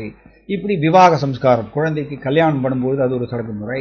இப்படி கடைசியில் அந்தேஷ்டி கிரியா, ஈமச்சடங்கு, இப்படி 10 சடங்கு முறைகளை ரிஷிகள் எழுதி வச்சிருக்காங்க. அதை மனுஷன் வந்து கடைபிடிக்கிறதுனால ரிஷிகளுக்கு நாம் கடமைப்பட்டவர்கள். தேவ ரிஷி பூதாப்த நிருணாம் பித்ருணாம், நாம் பித்ருக்களுக்கு கடமைப்பட்டவர்கள். ஏன்னா மூதாதையர்கள் மூலமாக தானே நமக்கு சந்ததி வர்றதுனால மூதாதையர்களுக்கு நம்ம கடமைப்பட்டவர்கள். தென் நிருணாம் பித்ருணாம், ஆக்சுவலி நிருணாம்னா மற்ற மனிதர்களுக்கு நாம் கடமைப்பட்டவர்கள். ஏன்னா ஒரு மனுஷன் தான் வாழறதுக்கு இன்னொரு மனுஷனை சார்ந்து இருக்க வேண்டும். ஜீவோ ஜீவஸ்ய ஜீவனம்.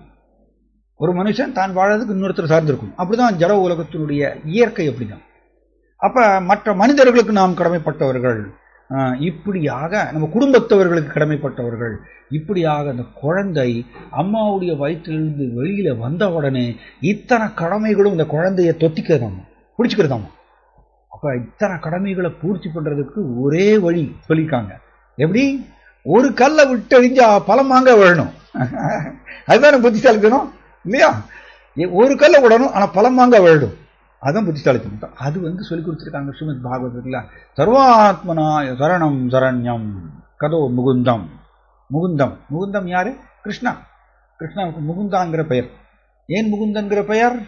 ஏன்னா அவர் வந்து முக்தியை கொடுப்பவர், அதனால அவருக்கு முகுந்தன்கிற பெயர். கிருஷ்ணா, கிருஷ்ணா மட்டும்தான் ஜீவாத்மாவுக்கு முக்தியை கொடுக்க முடியுமாமா ஸ்ரீமத் பாகவதத்தில் அப்படி சொல்லப்பட்டிருக்கு. அதனால கிருஷ்ணருக்கு முகுந்தன்கிற பெயர். முக் பிளஸ் உந்தா அப்படின்னு பேர். உந்தான கொடுத்தல், முக் அப்படின்னா முக்தி. சோ இப்படி முக்தியை கொடுப்பவராகிய கிருஷ்ணருக்கு சர்வாத்மனாய சரணம் சரண்யம், அவருக்கு சரணாகதி அடையும் பொழுது, கிருஷ்ணருக்கு சரணாகதி அடையும் பொழுது கதோ முகுந்தம் பரிகிருத்திய கர்த்தும், இந்த எல்லா கடமைகளும் தானாக பூர்த்தி அடைகின்றன. எப்படி பியூட்டிஃபுல்ல? இத்தனை கடமைகளையும் நம்ம தனித்தனியா பூர்த்தி செய்யணும்னா அதுக்கு நம்ம எத்தனை ஜென்மம் எடுக்க வேண்டியிருக்கு? ஏன்னா 33 கோடி தேவர்கள் இருக்காங்க. ஒவ்வொரு தேவரையும் நம்ம பூர்த்தி பண்ணணும்னா அதுக்கு எத்தனை நாட்கள் நம்மளுக்கு வேணும் இல்லையா? ஸோ இது எல்லாத்தையும் ஒரே ஸ்ட்ரோக்கில் நம்ம பூர்த்தி பண்ணலாமா? எப்படி? கிருஷ்ணருக்கு சரணாகதி அடைகிறதுனால. ஏன்னா கிருஷ்ணர்கிட்ட 33 கோடி தேவர்களும் வர்றாங்கன்னு பல சாஸ்திரங்களில் சொல்லப்பட்டிருக்கு. இப்போ கிருஷ்ணரை நாம் வழிபாடு செய்து அவன் மனப்பூர்வமாக அவருக்கு சரணாகதி அடையும் பொழுது, அவரை முழுமுதற் கடவுளாக ஏற்றுக்கொண்டு அவர்தான் உன்னத அனுபவிப்பாளர், நான் அல்ல அப்படிங்கிறது முழுக்க ஏற்றுக்கொண்டு அவருக்கு சரணாகதி அடையும் பொழுது இந்த எல்லா கடமைகளும் தானாக பூர்த்தி அடைகின்றன. எப்படி? இதுதானே புத்திசாலித்தனம். ஸோ அதனால நாம் எவ்வளவுக்கு அவ்வளவு சுபஸ்ய சீக்கிரம் சொல்லுவாங்க தமிழ்ல. சுபஸ்ய சீக்கிரம், சுபகாரியங்களை சீக்கிரம் செய்யணும்னு சொல்லுவாங்க. மனுஷனுக்கு சுபகாரியம் இருக்கிறதுலேயே மிக உயர்ந்த சுபகாரியம் எது கேட்டிங்கன்னா கிருஷ்ண பக்தி. கிருஷ்ணாவை நோக்கி நம் பக்தி செய்வதுதான் ஜீவாத்மாவுக்கு மிக உயர்ந்த சுபகாரியம். அதை நம்ம தள்ளி போடக்கூடாது. எவ்வளவுக்கு அவ்வளவு சீக்கிரமாக நாம் கிருஷ்ண பக்தியை தொடங்கி பயிற்சி செய்ய ஆரம்பிக்கிறோமோ அந்த அளவுக்கு ஜீவாத்மாவுக்கு எப்பொழுதும் நன்மை. அண்ட் அவர் இந்த வர்ணாசிரம கடமைகளை அவர் செவ்வனை பயிற்சி செய்யாவிட்டாலும் கூட கிருஷ்ணர் அதை எல்லாத்தையும் பார்த்துக்கிறார். கிருஷ்ணர் அந்த கன்செஷன், அந்த தள்ளுபடி கொடுத்திருக்கார் கிருஷ்ண பக்தருக்கு. இந்த ஸ்லோகம் பிரகாரம் நாம் இருக்கக்கூடிய வாழ்க்கை காலம் எவ்வளவு நமக்கு தெரியாது. இப்பவே நம்ம ஆரம்பிக்கணும், இன்னைக்கே ஆரம்பிக்கணும். ஹரே கிருஷ்ணா ஹரே கிருஷ்ணா கிருஷ்ணா கிருஷ்ணா ஹரே ஹரே, ஹரே ராம ராம ராம ஹரே ஹரே. கிருஷ்ணருடைய நாமத்தை நம்ம மேக்சிமம் ஜபம் செய்யறதுக்கு பழகணும். டெய்லி நம்ம கொஞ்சம் கொஞ்சமாக கூட்டணும். ஏன்னா நம்ம எப்போ இறப்போங்கிறது தெரியாது. ஏன்னா உலகம் முழுவதும் இப்போ கொரோனா எல்லா இடத்துலையும் பரவி கிடக்கிறது. நிறைய பேர் இறந்து போகிறாங்க. ஏன்னா கர்மனா தெய்வ நேத்துரேன ஜந்துரு தேக உபபத்தையே, கிருஷ்ணருடைய மேற்பார்வையின் கீழே ஆத்மா உடலை விடுறது. எப்போ நம்ம உடலை விடுவோங்கிறது யாருக்கும் தெரியாது, ஒருத்தருக்கும் தெரியாது. அதனால் இப்போவே நம்ம ஆரம்பிக்கணும். அதுதான் பெஸ்ட். ஜீவாத்மாவுக்கு மிகவும் நன்மை கொடுக்கக்கூடியது கிருஷ்ண பக்தி. நகியதோ அந்யக சிவப்பந்தா விஷதக சம்சுரதாவிக வாசுதேவே பகவதி பக்தி யோகோ இதோபவே. இதோட நான் முடிச்சிடுறேன். Sorry, right. நகியதோ அந்யக சிவப்பந்தா, அதாவது இந்த கிருஷ்ணரை நோக்கி பக்தி செய்வது இதை விட ஒரு சிறந்த நன்மை கொடுக்கக்கூடிய ஒரு பாதை கிடையாதுன்னு ஸ்ரீமத் பாகவதம் வர்ணிக்கிறது. அதனால இதை எல்லாத்தையும் கருத்தில் கொண்டு நம்மளுடைய டெய்லி லைஃப், தினந்தோறும் வாழ்க்கையில நம்ம கிருஷ்ணனுடைய நாமத்தை ஜெபம் செய்யணும். உங்கள் வீட்டிலேயே நீங்கள் கிருஷ்ணாவுக்கு ஒரு சின்ன பிக்சர் வைங்க, ஒரு சின்ன ஃபோட்டோவை வச்சுட்டு கிருஷ்ணாவுக்கு நீங்கள் ஊதுபத்தி காமிக்கலாம், கிருஷ்ணாவுக்கு ஃப்ளவர்ஸ் போடுங்க. இப்படி சின்ன வழியில் நம்ம கிருஷ்ணரை வழிபாடு செய்ய ஆரம்பிச்சோன்னா போதும், நம்ம அது நிரந்தர வெற்றி நம்மளுக்கு கிடைக்கும். இங்கே நான் முடிச்சுக்கிறேன். யாருக்காவது ஏதாவது சந்தேகம் இருந்தால் கேள்வி கேட்கலாம்.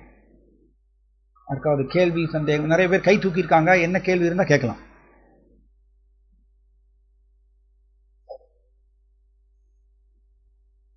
ஹரே கிருஷ்ணா. ஹரே கிருஷ்ணா. சொல்லுங்க மாதாஜி.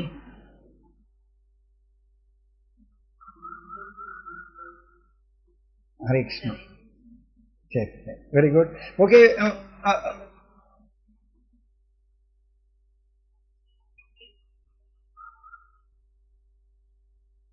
Okay okay.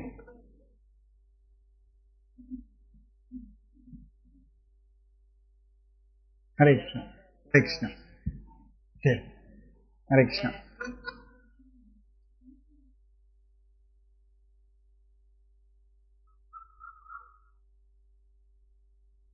ஆமாம்.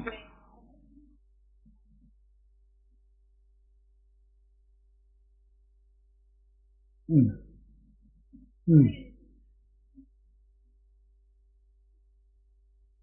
ம்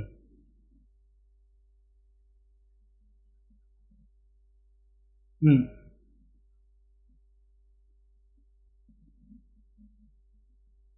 ம் கரெக்ட்.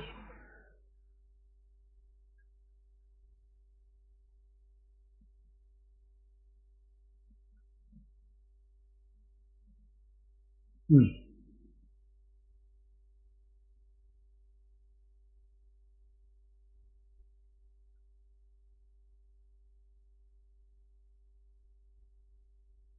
நீங்க அதுக்குத்தான் நான் சொன்னது, நீங்க எவ்வளவுக்கு எவ்வளவு பக்தியை பயிற்சி செய்கிறீங்களோ, அதிகமாக கிருஷ்ணனுடைய நாமத்தை ஜபம் செய்து பயிற்சி செய்யும் பொழுது இந்த பாப வினைகளை எல்லாத்தையும் ஜீரோ பண்றார் கிருஷ்ணா, எரிச்சிடுறார். கர்மாணி நிர்தாகது ஹிந்துஜ பக்தி பாஜம். எல்லா கர்ம வினைகளையும் கிருஷ்ணாவை நோக்கி நம்ம பக்தி செய்யும் பொழுது எல்லாமே எரிஞ்சு போறதாம் ஒரு செகண்ட்ல. கிருஷ்ணாவுக்கு அந்த சக்தி இருக்கு. சரிங்களா? ரைட். மற்றவங்க ஏதாவது கையெல்லாம் தூக்கியிருக்காங்க, கை தூக்குனவங்க கேள்வி கேட்கலாம். என்ன கேள்வியோ கேட்கலாம். ஹரே ஹரே கிருஷ்ணா, சொல்லுங்க.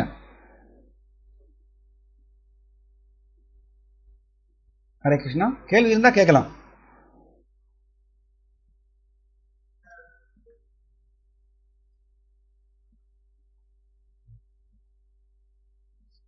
என்ன கேள்வியோ நீங்க கேட்கலாம்.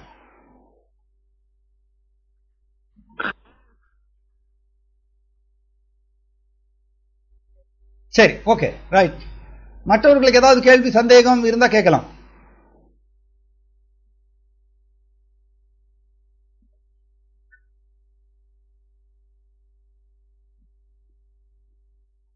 மற்றவங்களுக்கு ஏதாவது கேள்வி இருந்தா கேட்கலாம்.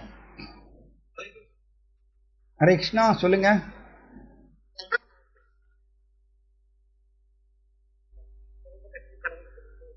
ம் ம் கிருஷ்ணாவோட பிரார்த்தனை பண்ணிக்கிறேன் உங்களுக்கோசரம் நான் கிருஷ்ணாவோட பிரார்த்தனை. அப்படியா? ஓகே. நான் கட்டாயம் வந்து இங்க ஜெகநாதர் இருக்கார், இங்க ஜெகநாத் பலராம் சுபத்ரா நம்ம கோவில் இருக்காங்க. நான் ஜெகநாதர்கிட்ட உங்களுக்கோசரம் பிரார்த்தனை பண்ணிக்கிறேன். ஆசீர்வாதம் பண்ற அளவுக்குலாம் நான் பெரிய ஆள் கிடையாது. நான் பிரார்த்தனை பண்ணிக்கிறேன் உங்களுக்கோசரம்.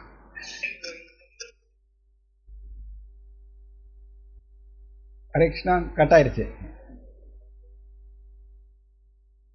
ஓகே, மற்றவங்களுக்கு யாருக்காவது கேள்வி இருந்தா கேட்கலாம்.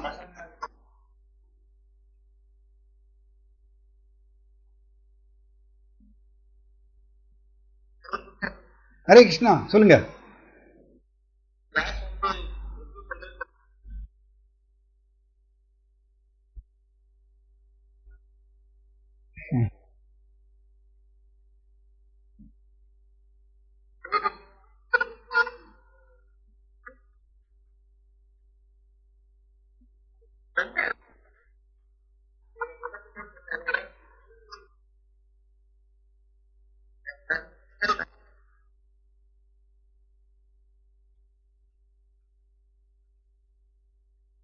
பிரார்த்தனை பண்ணிக்கிறோம்.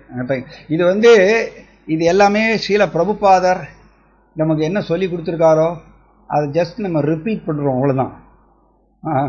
எல்லா புகழும் ஸ்ரீல பிரபுபாதருக்கே, எல்லா புகழும் ஸ்ரீல பிரபுபாதருக்கு. ஏன்னா அவருடைய புஸ்தகங்கள் மூலமாகத்தான் நம்ம எல்லாத்தையும் இதை வந்து நம்ம சொல்றோம்.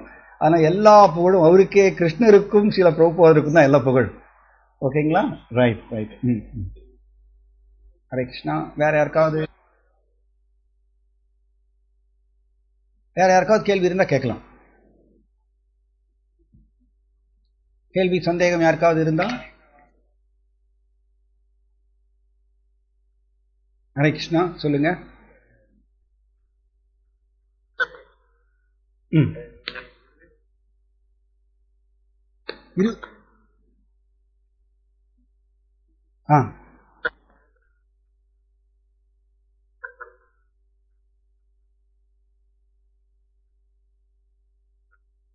நான் பிரார்த்தனை பண்ணிக்கிறேன்.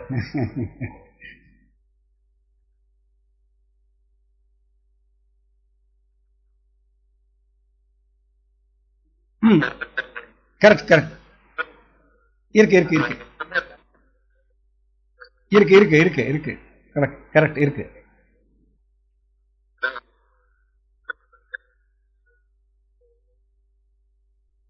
நான் கட்டாயம் உங்களுக்கோசரம் நான் ஜெகநாதர்கிட்ட இன்னைக்கு பிரார்த்தனை பண்ணிக்கிறேன். உங்களுடைய ஆன்மீக முன்னேற்றத்துக்கோசரம், உங்களோட கிருஷ்ண பக்திக்கோசரம். சரிங்களா? கட்டாயம் என்ன பண்ணுறேன். ஹரே கிருஷ்ணா.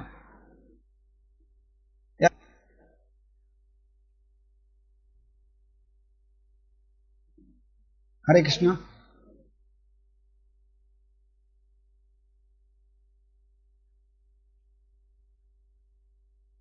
ஆ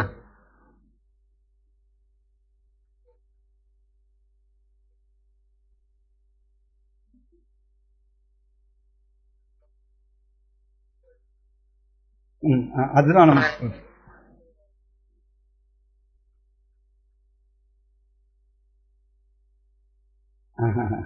சரி சரி. ஹரே கிருஷ்ணா.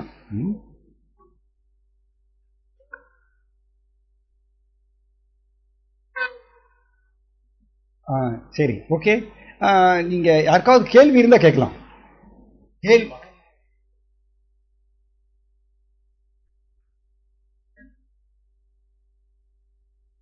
குட் கொஸ்டின், நல்ல கேள்வி.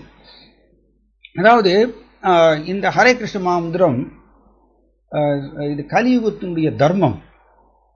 கலியுகத்தில் இருக்கிறவங்க அத்தனை மக்களுமே ஜபம் செய்யலாம்.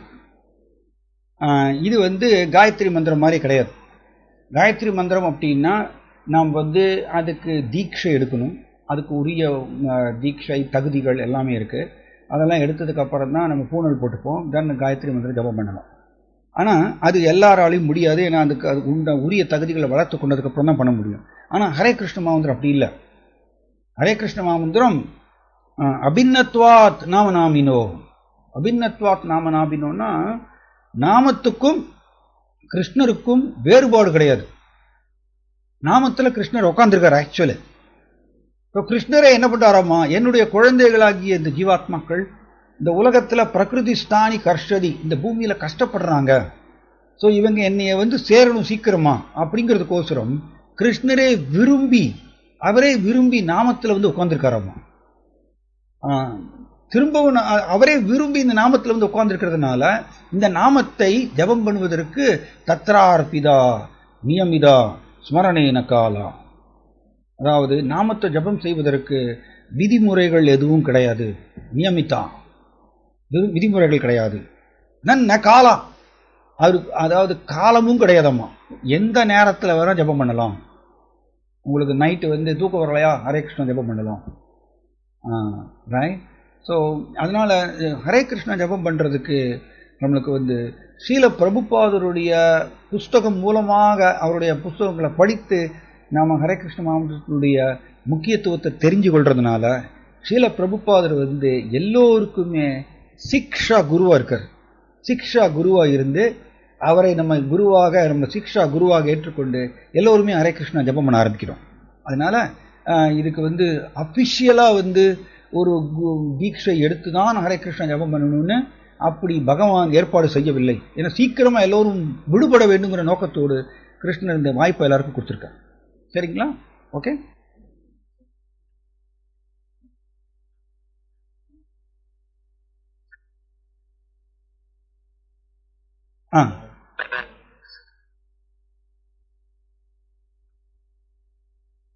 சரி சரி, ஓகே. அதாவது கிருஷ்ணா அப்படின்னா ஆகர்ஷண இது கிருஷ்ணா அப்படின்னு சொல்லியிருக்கு. கிருஷ்ணானா என்ன அர்த்தம்னா ஆகர்ஷணம். ஆகர்ஷணம்னா எல்லோரையும் வசீகரிக்கக்கூடியவர். கிருஷ்ணர் எல்லோரையும் வசீகரிக்கிறதுனால, பகவான் எல்லோரையும் வசீகரிக்கிறதுனால அவருக்கு கிருஷ்ணாங்கிற பெயர் தகுந்த பெயர். அப்படிதான் அவருக்கு கிருஷ்ணாங்கிற பெயர் வருகின்றது. ஏன் எல்லாரையும் வசீகரிக்கிறார்? அவர் என்ன வச்சிருக்கார்? ஐஸ்வர்யஸ்ய சமக்ரஸ்ய வீரியஸ்ய யசஸ்ய ஞானம் வைராக்யோஸ்சைவ தன்னம் பகவதிங்கனா. ரொம்ப அருமையா விஷ்ணு புராணத்தில் பராசர முனிவர் பகவான்கிற வார்த்தைக்கு விளக்கம் கொடுக்கிறார். யார் பகவான்? ஏன்னா கலியுகத்தில் ரோட்டுக்கு ரோடு பகவான் வந்துடுவாங்க. ரோட்டுக்கு ரோடு, வீட்டுக்கு வீடு பகவான் வந்துடுவாங்க. பிரபுபாதர் சொல்லுவார், இந்த பகவான்லாம் எப்படிப்பட்டவர்கள்? இவங்கெல்லாம் 2 பைசே பகவான் அப்படின்னு சொல்லுவாங்க. 2 பைசாவுக்கு சமானம் இந்த பகவான். ஆனால் பராசர முனிவர் விஷ்ணு புராணத்தில் சொன்ன பிரகாரம் பகவான் யாரு? பக பிளஸ் வான். பக அப்படின்னா ஐஸ்வர்யங்கள், வான் அப்படின்னா வைத்திருப்பவர், ஐஸ்வர்யங்களை வைத்திருப்பவர்.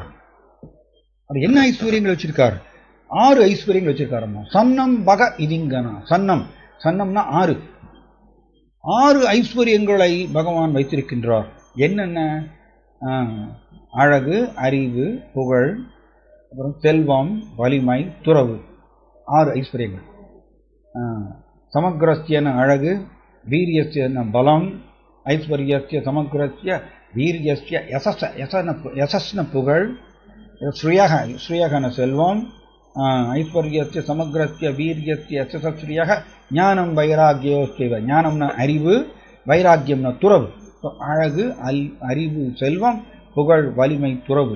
இந்த 6 ஐஸ்வர்யங்களையும் பகவான் பூரணமாக நிரந்தரமாக வைத்திருக்கிறதுனால அவருக்கு பகவான்கிற பெயர் வந்தது. ஸோ கிருஷ்ணா, நீங்க கேட்ட கேள்வி பிரகாரம் கிருஷ்ணா இந்த 6 ஐஸ்வர்யங்களையும் பூரணமாக வைத்திருக்கின்றார். சாதாரணமாகவே இப்போ நம்ம ஊரில் இப்போ ரஜினி நிற்கிறாருன்னு வச்சுக்கோங்க. எப்படி சினிமா ஆக்டர் ரஜினி இங்கே நின்னாருன்னா அவர் எல்லாரையும் கவர்ந்து இழுப்பாரா மாட்டாரா? எல்லாரையும் கவர்ந்து இழுப்பார். ஏன் கவர்ந்து இழுப்பார்? ஏன்னா நம்மளை விட அதிக புகழ் வைத்திருக்கின்றார். அவர் நம்மளை விட கொஞ்சம் அதிக செல்வம் வச்சிருக்கார். நம்மளை விட கொஞ்சம் அதிகமாக ஒரு பெரிய ஸ்தானத்தில் இருக்கார். அதனால அவர் எல்லாரையும் கவர்ந்து இழுக்கிறார். அது 100% கிடையாது. ஆனா கிருஷ்ணன் எப்படின்னா அழகு, அறிவு, செல்வம், புகழ், வலிமை, துறவு 6ஐயும் பூரணமாக 100% நிரந்தரமாக வைத்திருக்கிறார். அப்படிப்பட்ட கிருஷ்ணா இங்க நின்னா எல்லோரையும் கவர்ந்து இருப்பாரா மாட்டாரா? எப்படி? ஒரு சாதாரண ஒரு இறந்து போகக்கூடிய ஒரு சாதாரண ஒரு நபர், சப்போஸ் எல்லாருமே இறந்துதான் போகணும்.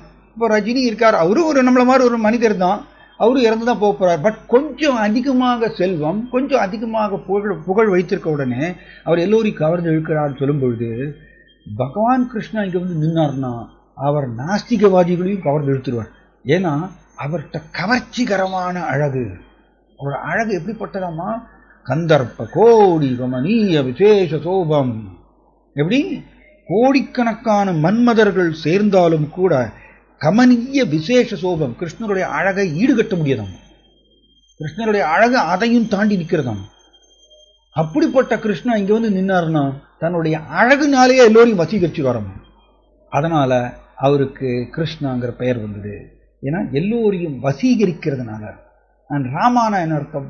ராமானா மிக உயர்ந்த இன்பத்தை வழங்குபவர், மிக உயர்ந்த இன்பத்தை கொடுப்பவர். ரமந்தே யோகினோ அனந்தே சத்யானந்த சிதாத்மனி விதி ராமா பதேன்யாசௌ பரம் பிரம்மா விதீயதே. Very nice shloka. இது உபனிஷதங்கள்ல வருது. இந்த ஸ்லோகம் என்னன்னா, பக்தர்கள் ரமந்தே யோகினோ அனந்தே சத்யானந்த சிதாத்மனி, பகவானுடைய சச்சிதானந்த ரூபத்தை அவர்கள் தியானிக்கிறதுனால பக்தர்கள் கணக்கில் அடங்காத ஆனந்தத்தை அடைகின்றார்களாம். ரமந்தேனா ஆனந்தம், கணக்கில் அடங்காத ஆனந்தத்தை அனுபவிக்கின்றார்கள் பகவானுடைய சச்சிதானந்த ரூபத்தை தியானிக்கிறதுனால. அதனால பகவானுக்கு ராமாங்கிற பெயர் வந்ததுன்னு உபனிஷதங்களுக்கு மேற்கோள் கொடுக்கிறார் பிரபுபாதர். ஸோ ராமான என்ன அர்த்தம்னா மிக உயர்ந்த இன்பத்தை கொடுப்பவர் அப்படின்னு அர்த்தம். கிருஷ்ணா அப்படின்னா எல்லோரையும் வசீகரிக்கக்கூடியவர். தன்னுடைய அழகு, பலம், அறிவு, புகழ், செல்வம், வலிமை, துறவு, இதனால. புரிஞ்சுதுங்களா? ரைட்? ஓகே பிரபு. ஹரே கிருஷ்ணா, ஹரே கிருஷ்ணா. பிரபு அரவிந்த் பிரபு சொல்லுங்க. ரைட். ஹரே கிருஷ்ணா, சொல்லுங்க, என்ன கேள்வி? இப்ப கேள்வி இல்லைன்னா நம்ம முடிச்சுக்கலாமா பிரபு?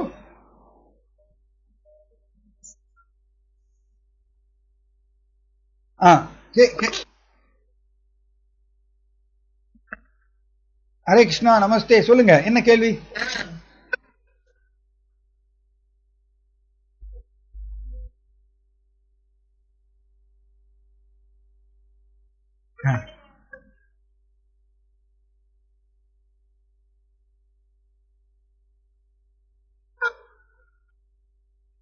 ஹரே கிருஷ்ணா, ஹரே கிருஷ்ணா.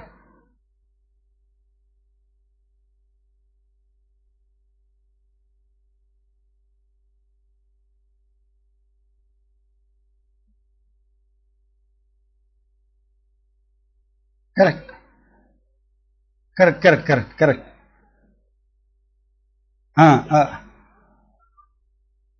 ஓகே. சங்கர்ஷனர், சங்கர்ஷனருங்கிறது பலராமருக்கு சங்கர்ஷனருங்கிற பெயர் உண்டு. பலராமருக்கு ஏன் சங்கர்ஷனர் பெயர் வந்ததுன்னா, அதாவது முதல்ல தேவகியினுடைய வயிற்றுல தான் அவர் தோன்றினார். தேவகியினுடைய வயிற்றுல ஃபர்ஸ்ட் தோன்றினார். அதுக்கப்புறம் பகவான் கிருஷ்ணா என்ன பண்றாருன்னா, கிருஷ்ணாவுக்கு யோக மாயாங்கிற ஒரு சக்தி இருக்கு. அதாவது பராசு சக்தி விவிதைவ சூயதே அப்படின்னு சொல்லுவோம். கிருஷ்ணருக்கு அன்லிமிட்டட் சக்திகள் இருக்கு. அதுல யோக மாயா சக்தி கிருஷ்ணனுடைய தெய்வீக சக்தி. அண்ட் மகாமாயா சக்தி இந்த உலகத்துல மாயைன்னு சொல்றதுதான், அதுவும் கிருஷ்ணனுடைய சக்தி தான். இந்த யோக மாயா சக்தி மூலமாக கிருஷ்ணர் என்ன பண்ணாருன்னா, தேவகியினுடைய வயிற்றில் இருக்கக்கூடிய அந்த பலராமர் அந்த குழந்தைய வந்து தேவகியினுடைய கர்ப்பத்திலிருந்து அப்படியே மாற்றி ரோகிணியுடைய வயிற்றுக்கு மாற்றினார்.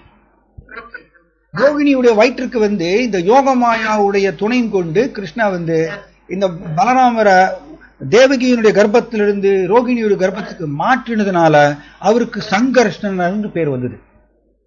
இதனாலதான் அவருக்கு சங்கர்ஷ்ணர், ஒரு கர்ப்பத்திலிருந்து இன்னொரு கர்ப்பத்துக்கு மாறினதுனால அவர் வந்து சங்கர்ஷ்ணர்னு அவருக்கு பெயர் வந்தது. அதனால நம்ம சங்கர்ஷ்ணர்ங்கிறது யாரை குறிக்கிறதுனா பலராமரை குறிக்கிறது. பலராமர் வந்து அவரும் கிருஷ்ணாவுடைய அண்ணா, லீலையில வந்து கிருஷ்ணாவுடைய அண்ணா. பட் பிரபுபாதர் எப்படி சொல்லுவாருன்னா பலராமரும் கிருஷ்ணரும் 2 பேருமே ஒண்ணுதான், 2 பேரும் வேறு கிடையாது, ஒரே பகவான் தான் 2 பேரும். அதனால சங்கர்ஷ்ணர்னா இதுதான் அர்த்தம், ஒரு கர்ப்பத்திலிருந்து இன்னொரு கர்ப்பத்துக்கு மாறினார்.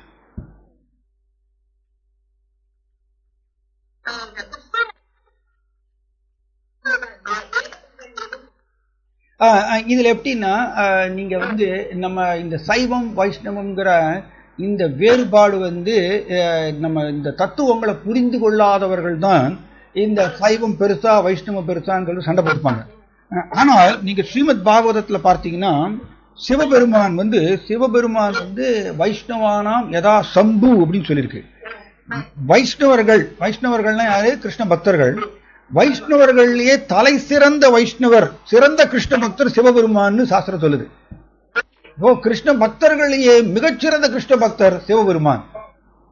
அதனால பக்தர்கள், கிருஷ்ண பக்தர்கள் வந்து சிவபெருமான் எப்படி இது பண்றாங்கன்னா, சிவபெருமானை பார்க்கும் பொழுது நீங்க கிருஷ்ணாவுடைய மிகச்சிறந்த பக்தர், உங்களுக்கு எங்களுடைய நமஸ்காரம் சொல்லிட்டு அவர்களுக்கு மரியாதை செலுத்துறாங்க. ஆனால் இங்க பாயிண்ட் என்னன்னா, கிருஷ்ணர் வந்து எப்படின்னா ஏகால ஈஸ்வர கிருஷ்ணா ஆராசபா பிருத்யாம் அப்படின்னு சொல்லிட்டு சாஸ்திரத்துல ஒரே ஒரு அதிபதி தான் இருக்காரம்மா, ஈஸ்வரன் ஒரே ஒரு அதிபதி தான் இருக்காரு, ஏகால ஈஸ்வரன். யார் அவரு? ஏகால ஈஸ்வர கிருஷ்ணா. சாஸ்திரம் அப்படி சொல்லுது. கிருஷ்ணன் தான் ஒரே ஒரு மிக உயர்ந்த அதிபதி. மற்ற ஆரா சபா பிருத்யா, மற்ற 33 கோடி தேவர்களும் அதுல வந்து சிவபெருமானும் அதுல அடக்கம், அதுல வந்துடுறாங்க. மற்ற அத்தனை பேருமே யாரு அப்படின்னு கேட்டீங்கன்னா பிருத்யான்னா கிருஷ்ணாவுடைய சர்வன்ஸ், அப்படிதான் நம்மளுக்கு சாஸ்திரம் சொல்றது. சோ அதனால சிவபெருமான் வந்து கிருஷ்ணாவுடைய தலை சிறந்த பக்தர். ஆமா, அதனால நம்ம அவருக்கு இந்த மாதிரி நம்ம மரியாதை கொடுக்கிறோம். எப்படி?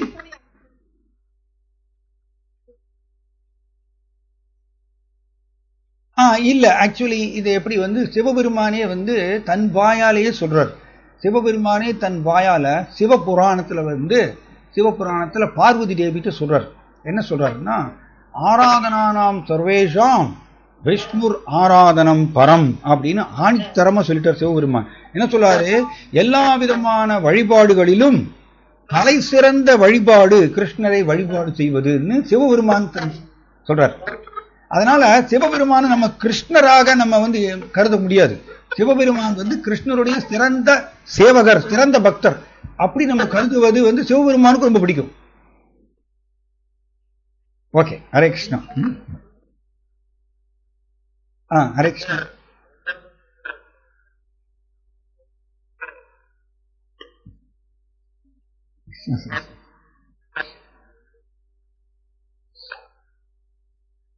ஹரே கிருஷ்ணா. நல்ல கேள்வி, வெரி குட் கொஸ்டின். இது எப்படின்னா, கிருஷ்ணா வந்து இது சொல்லிக் கொடுக்கிறார், கிருஷ்ணரே சொல்லிக் கொடுக்கிறார் கருணையோடு. கருணையோடு எப்படி அவரை பார்ப்பதுங்கிறது பகவத்கீதையில சொல்லித்தரார். பக்தியா மாம் அபிஜானாதி யாவான் யஸ்டாஸ்மி தத்வதஹ ததோ மாம் தத்வதோ ஞாத்வா விஷதேதத் ஆனந்தரம். அர்த்தம் என்னன்னா, பக்தி மூலமாக நம் கிருஷ்ணரை புரிந்து கொள்ளலாம், கிருஷ்ணரை பார்க்கலாம். வேற எதனாலேயுமே கிருஷ்ணரை பார்க்க முடியாது. ஹரே கிருஷ்ணா, கொஞ்சம் மியூட் பண்ணிக்கோங்க. ஹரே கிருஷ்ணா, கொஞ்சம் சவுண்ட் வருது, கொஞ்சம் மியூட் பண்ணிக்கோங்க. ஓகே, ஸோ பக்தி மூலமாக நம்ம கிருஷ்ணரை பார்க்கலாம் அப்படின்னு வந்து சொல்றார் பகவத்கீதையில கிருஷ்ணா. அதாவது கிருஷ்ணர் மேல அன்பு வளர்த்து கொள்ளும் பொழுது நம்ம கிருஷ்ணரை தரிசனம் செய்ய முடியும், பார்க்க முடியும். நம்ம அன்பு இல்லாம கிருஷ்ணரை பார்க்க முடியாது. ஏன்னா கிருஷ்ணா வேற எதுக்குமே கட்டுப்பட மாட்டாராமா. நம்ம சாஸ்திர புலமை வாங்கி வச்சிருக்கலாம், அதனால கிருஷ்ணரை பார்க்க முடியாது. பிரம்மச்சரியத்தை கடைபிடிக்கலாம், கிருஷ்ணர் அதனால பார்க்க முடியாது. இல்ல வேதங்கள்ல இருக்கக்கூடிய எல்லா சடங்கு முறைகளையும் ஒருத்தர் செவ்வனே கடைபிடிக்கலாம், ஸ்டில் கிருஷ்ணரை பார்க்க முடியாது. கிருஷ்ணரை ஒரு விஷயத்துல பார்த்துக்கலாம், எப்படின்னா அவர் அன்புக்கு கட்டுப்படுபவராமா, பிரேமவசியா. கிருஷ்ணாவுக்கு ஒரு குணம் இருக்கு, ஒரு தெய்வீக குணம். என்ன குணம்னா பிரேமவசியா, பிரேமைக்கு கட்டுப்படுபவர். நாம் அவரை நோக்கி அன்பு செலுத்தினால் அவர் உடனே அவர் கீழ்ப்படிவாராம் அந்த பக்தருக்கு. அப்ப அன்பு செலுத்துவதற்கு வழி என்ன அப்படின்னா, பகவான் ஸ்ரீ சைத்தன்ய மகாபிரபு நமக்கு என்ன சொல்லி கொடுத்திருக்கார்? இந்த ஹரே கிருஷ்ணா கிருஷ்ண கிருஷ்ணா ஹரே ஹரே, ஹரே ராம ராம ராம ஹரே ஹரே, இந்த மந்திரத்தை நம்ம ஜபம் செய்யும் பொழுது பகவான் கிருஷ்ணர் மேல கொஞ்சம் கொஞ்சமா நம்மளுக்கு பிரேமை வளர ஆரம்பிக்கும், அன்பு வளர ஆரம்பிக்கும். இதுதான் சிறந்த வழி. நம்ம கிருஷ்ணருடைய நாமத்தை எவ்வளவு ஜாஸ்தி பண்றோமோ அந்த அளவுக்கு நம்ம அந்த பிரேமை அதிகரிக்கின்றது. அந்த பிரேமையினுடைய உச்சகட்டத்துக்கு போகும்பொழுது கிருஷ்ணர் நமக்கு தரிசனம் கொடுக்கின்றார். இப்படிதான் பார்க்க முடியும் கிருஷ்ணரை. நம்மளுடைய ஊனக்கண்கள்னால கிருஷ்ணரை பார்க்க முடியாது. நபவே கிராஹ்யம் இந்திரியை அப்படின்னு சாஸ்திரம் சொல்றது. ஜடப்புலங்கள்னால கிருஷ்ணரை பார்க்க முடியாது, ஏன்னா கிருஷ்ணர் இதெல்லாம் தாண்டி நிற்கிறாராம். பிரம்மா சிவபெருமானாலேயே கிருஷ்ணரை பார்க்க முடியலையாம். அப்படி பாகவதத்தில் வருது, பிரம்மா சிவபெருமானாலேயே கிருஷ்ணரை பார்க்க முடியல. அப்ப சாதாரண ஜீவாத்மாக்களாகிய நாம் எப்படி இந்த ஊன கண்களை வச்சு கிருஷ்ணரை பார்க்கறது? முடியாது. அதுக்கு வழி என்ன அப்படின்னா பக்தி தான். நாம நாமத்தை ஜபம் செய்ய செய்ய செய்ய பிரேமை வளர்ந்து அதன் மூலமாக கிருஷ்ணரை பார்க்கும். ஓகேங்களா? இதுதான் சாஸ்திரத்தில் கொடுக்கப்பட்ட வழி. இதுதான். அதனால நிறைய ஹரே கிருஷ்ண மகாமந்திரத்தை ஜபம் பண்ணுங்க. தன் கிருஷ்ணர் திருப்தி அடைந்து ஸ்வயம் ஏவ ஸ்புரத்யதக, தன்னை வெளிப்படுத்துவார், உங்களுக்கு புலப்படுத்துவார் உங்களுக்கு. Okay, right. ஹரே கிருஷ்ண ஹரே கிருஷ்ண ஹரே கிருஷ்ண. சொல்லுங்க.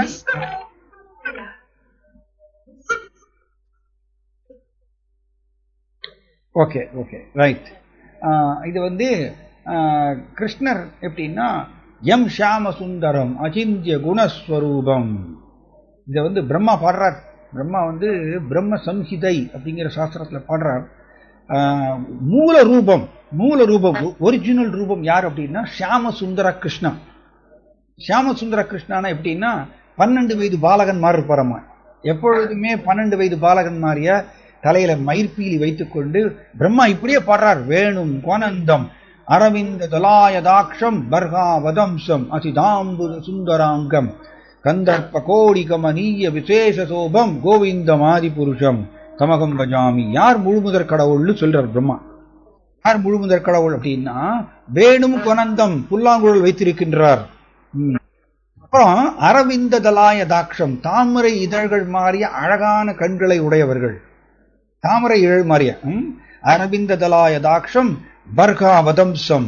பர்காவதம்சம்னா தலையில மயிர்பீலி வச்சுட்டு இருக்கார். பர்காவதம்சம் அசித் ஆம்புத சுந்தராங்கம். அசித் அம்புத சுந்தர அங்கம்னா சுந்தர அங்கம், ரொம்ப அழகான உருவம் அவருக்கு. அந்த ரூபத்துடைய கலர் என்ன? கலர் என்னன்னா கருநீல கலரம். மழை வர்றதுக்கு முன்னாடி மேகம் எப்படி கரு மேகம் உருவாகும், அந்த கரு மேக கலரை உடையவராகும். அசித் அம்புத சுந்தர அங்கம் கந்தர்ப்ப கோடி கமனீய விசேஷ சோபம். கோடிக்கணக்கான மன்மதர்கள் சேர்ந்தாலும் கூட அவருடைய அழகை ஈடுகட்ட முடியாது. அப்படிப்பட்ட கிருஷ்ணா, 12 வயது பாலகனாக இருக்கக்கூடிய அந்த ஷியாம சுந்தர கிருஷ்ணா தான் மூல ரூபம். அண்ட் விஷ்ணு யார் அப்படின்னா கிருஷ்ணனுடைய வியாபகம், கிருஷ்ணனுடைய அங்க விரிவாக்கம். கிருஷ்ணா என்ன பண்றாரு, முதல் ஒரு விரிவாக்கம் செய்யறார். அவர்கிட்ட பலராமர் வெளியில வர்றார். ஃபர்ஸ்ட் முதல் விரிவாக்கம் பலராமர்கிட்ட பாத்தீங்கன்னா சங்கர்ஷனா, பிரத்யும்னா, அனிருத்தா, வாசுதேவான்னு 4 பேர் வராங்க பலராமர்கிட்ட. 4 வியாபகங்கள். அதுல வாசுதேவர்கிட்ட 3 விதமான விஷ்ணுக்கள் வராங்க. ஒண்ணு காரணோதகசாயி விஷ்ணு, இன்னொன்று கர்ப்போதகசாயி விஷ்ணு, இன்னொருத்தர் க்ஷீரோதகசாயி விஷ்ணு. இந்த க்ஷீரோதகசாயி விஷ்ணு தான் பார்க்கடல் விஷ்ணுன்னு நம்ம சொல்றோம்.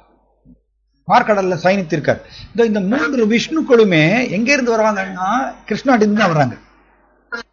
விஷ்ணுக்கள் கிருஷ்ணாவுடைய வியாபகம். ஓகேங்களா? அரே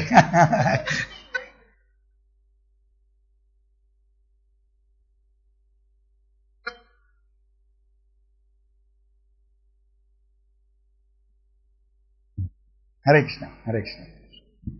ஓகே பிரபு, அரவிந்த் பிரபு, நம்ம ஹரே கிருஷ்ணா.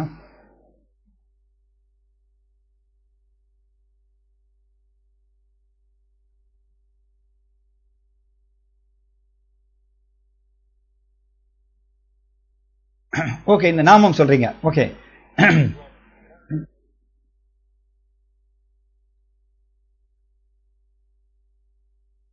சரி, ஓகே. இந்த இது வந்து அவங்க சொன்னது கரெக்ட் தான். அதாவது இந்த நாமம்ங்கிறது வந்து எப்படின்னா, இந்த 2 பாதம், இது வந்து கிருஷ்ணருடைய 2 தாமரை பாதங்களை குறிக்கிறது. இந்த வெர்டிக்கல் லைன், இந்த 2 வெர்டிக்கல் லைன், மேல் நோக்கி இருக்கக்கூடிய 2 லைன் வந்து கிருஷ்ணருடைய தாமரை பாதங்களை குறிக்கிறது. 2 தாமரை பாதங்கள். அண்ட் கீழே இருக்கிறது வந்து துளசி. துளசி எப்பொழுதுமே கிருஷ்ணருடைய தாமரை பாதங்கள்ல துளசி வந்து அலங்கரிக்கும். துளசியை வச்சுதான் கிருஷ்ணருடைய தாமரை பாதங்களை எப்பொழுதுமே அலங்கரிப்பாங்க. ஏன்னா கிருஷ்ணருக்கு ரொம்ப பிடிக்கும். துளசியை வச்சு அலங்கரித்தால் கிருஷ்ணாவுக்கு ரொம்ப பிடிக்கும். ஏன்னா துளசி கிருஷ்ணாவுக்கு அன்பு வளர்த்து கொண்ட ஒரு சிறந்த பக்தை துளசி தேவி. அதனால கிருஷ்ணருடைய பாதங்கள்ல எப்பொழுதுமே துளசி இருப்பாங்க. துளசி தேவியை வச்சுதான் அலங்கரிப்பாங்க. அதனால இந்த 2 லைன் வந்து கிருஷ்ணருடைய தாமரை பாதங்களை குறிக்கிறது. கீழே இருக்கிறது வந்து துளசி, கிருஷ்ணனுடைய பாதங்கள்ல இருக்கிற மாதிரி. ஸோ இப்படி நம்ம இந்த திலகம் ஏன் போடுறோம்? இதுக்கு பேர் திலகம்னு சொல்றோம். இந்த திலகம் நான் ஏன் போடுறோம் அப்படின்னா, இது வந்து நெத்தியில மட்டும் நம்ம போடுறது இல்லை, உடம்புல 12 இடத்துல போடுவோம். 12 இடத்துல கிருஷ்ணருடைய 12 நாமங்களை சொல்லி நம்ம 12 இடத்துல இந்த திலகம் போடுவோம். இந்த திலகம் போடுறதுனால என்னன்னா, நம்மளுடைய உடல் தூய்மை ஃபர்ஸ்ட் தூய்மை அடையும். நம்மளோட உடம்பு வந்து அசுத்தங்களை தூய்மை அடைகின்றது. 2வது வந்து நம்ம இந்த திலகம் போடுறதுனால ஜட உலகத்துல மாயையினுடைய பல பல தாக்குதல்கள் இருந்து நம்மளுக்கு பாதுகாப்பு. அண்ட் ஆல்சோ நீங்க பாத்தீங்கன்னா, நம்ம திலகம் போட்டாச்சுன்னா சாதாரண மனிதனையும் அவன் நம்மளை பார்க்கும் பொழுது, ஓ இவர் கிருஷ்ணருடைய பக்தர் அப்படின்னு சொல்லி கிருஷ்ணரை நினைவு கூறுவார். கிருஷ்ணரை சாதாரண மனிதனும் நினைப்பதற்கு ஒரு வாய்ப்பாக அமைகின்றது நம்ம திலகம் போடும்பொழுது. இப்போ எப்படி போலீஸ்காரன் வந்து அவன் வந்து அந்த சிக்னல்ல நிற்பான் இல்லையா, அந்த சிக்னல்ல அந்த ரவுண்ட் ஆனால நிற்பான். அந்த போலீஸ்காரன் வந்து அந்த போலீஸ் யூனிஃபார்ம் போட்டிருந்தா மட்டும்தான் அவன் சொல்ற சைகைக்கு எல்லாருமே கட்டுப்படுவாங்க. அவன் வந்து யூனிஃபார்ம் போடலன்னா யாரும் கேட்க மாட்டாங்க இல்லையா. அது மாதிரி நாம் வந்து திலகம் போட்டுக்கும் பொழுது சாதாரண மனிதன் நம்மளை பார்த்துட்டு, ஓ இவர் கிருஷ்ணருடைய பக்தர் அப்படின்னு சொல்லி ஒரு க்ஷணம் அட்லீஸ்ட் கிருஷ்ணரை நினைக்கிறதுக்கு அவருக்கு வாய்ப்பு கிடைக்கிறது, அந்த சாதாரண மனிதனுக்கும். ஸோ இப்படி பல பல காரணங்கள் இருக்கு. திலகம் போடுறதுனால நம்ம தூய்மை அடைய முடியும். ஏன்னா கிருஷ்ணனுடைய நாமத்தை சொல்லி நம்ம போடுறதுனால தூய்மை அடைவோம். அண்ட் எல்லா மாயையினுடைய பல பல தாக்குதல்கள் இருந்து நம்மளுக்கு பாதுகாப்பு கிடைக்கின்றது 12 இடங்களை திலகம் போடுறதுனால. இதுதான் இதனுடைய.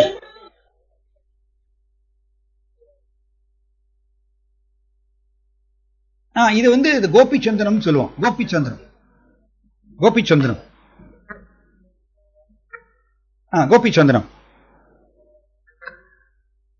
அது கோபிச்சந்திரம்ங்கிறது எப்படின்னா, அதாவது இத நீங்க பாத்தீங்கன்னா துவாரகால வந்து இந்த கோபிச்சந்திரம்ங்கிறது கிடைக்கிறது.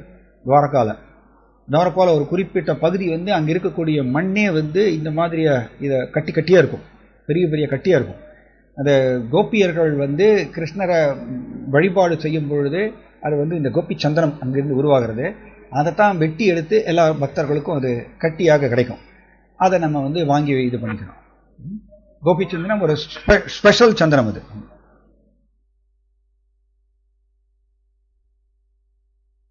எது எது கோயம்புத்தூர்லையா? கோயம்புத்தூர்ல வந்து கோபிச்சந்திரம் வந்து கிடைக்குமாங்கிறது எனக்கு டவுட். ஏன்னா இந்த திலகம்ங்கிறது திலக்குன்னு சொல்லுவோம் இங்கிலீஷ், நம்ம வந்து இங்கிலீஷ்ல அப்படி சொல்லுவோம் திலக்குன்னு சொல்லுவோம். இந்த திலக்குங்கிறது வந்து சாதாரணமா ஒரிஜினலா கிடைக்கக்கூடியது துவாரகால தான். துவாரகால தான் வந்து அங்க வெட்டி எடுக்கிறாங்க. அந்த அங்க பூமியே அப்படிப்பட்டது தான், அந்த மண்ணே அப்படிதான் இருக்கும். அங்க இருந்தா அங்க ஒரிஜினல் கிடைக்கும். மற்றபடி எல்லா இடத்துலையும் உங்களுக்கு டியூப்ளிகேட் இருக்கிற மாதிரி டியூப்ளிகேட் கிடைக்கும். சரிங்களா? ஓகே.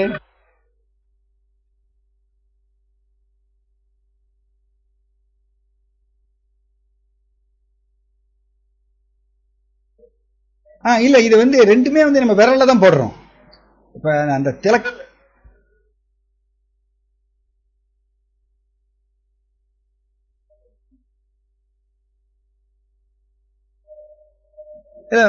மூக்குக்கு நம்ம போடுறோம் மூக்குக்கும் போடுறோமே.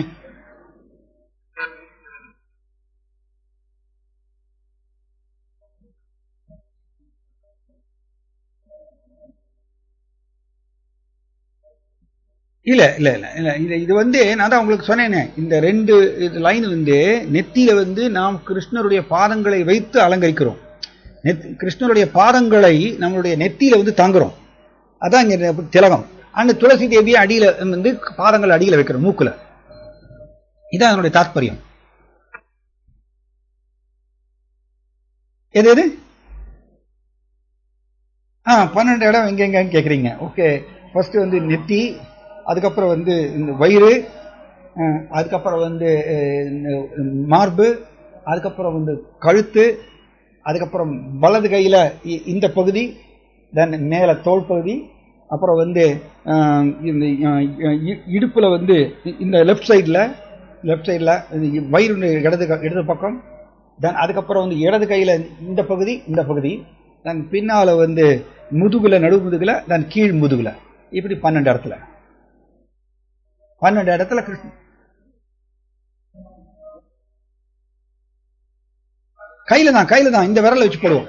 இந்த மோதிர விரல் இருக்கு இல்லையா, இந்த மோதிர விரலை வச்சுதான் நம்ம போடுறது. மோதிர விரலை வச்சு போடுறோம். ஆமா ஆமா.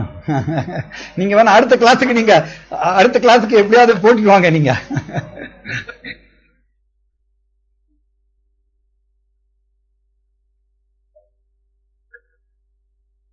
வந்துடும். பழக்கம் ரெகுலரா போட அது பழக்கம் அப்படியே வந்துடும். இழுக்கணும் நடுவில் வச்சு இப்படி இழுக்கும் பொழுது 2 லைன் வந்துடும்.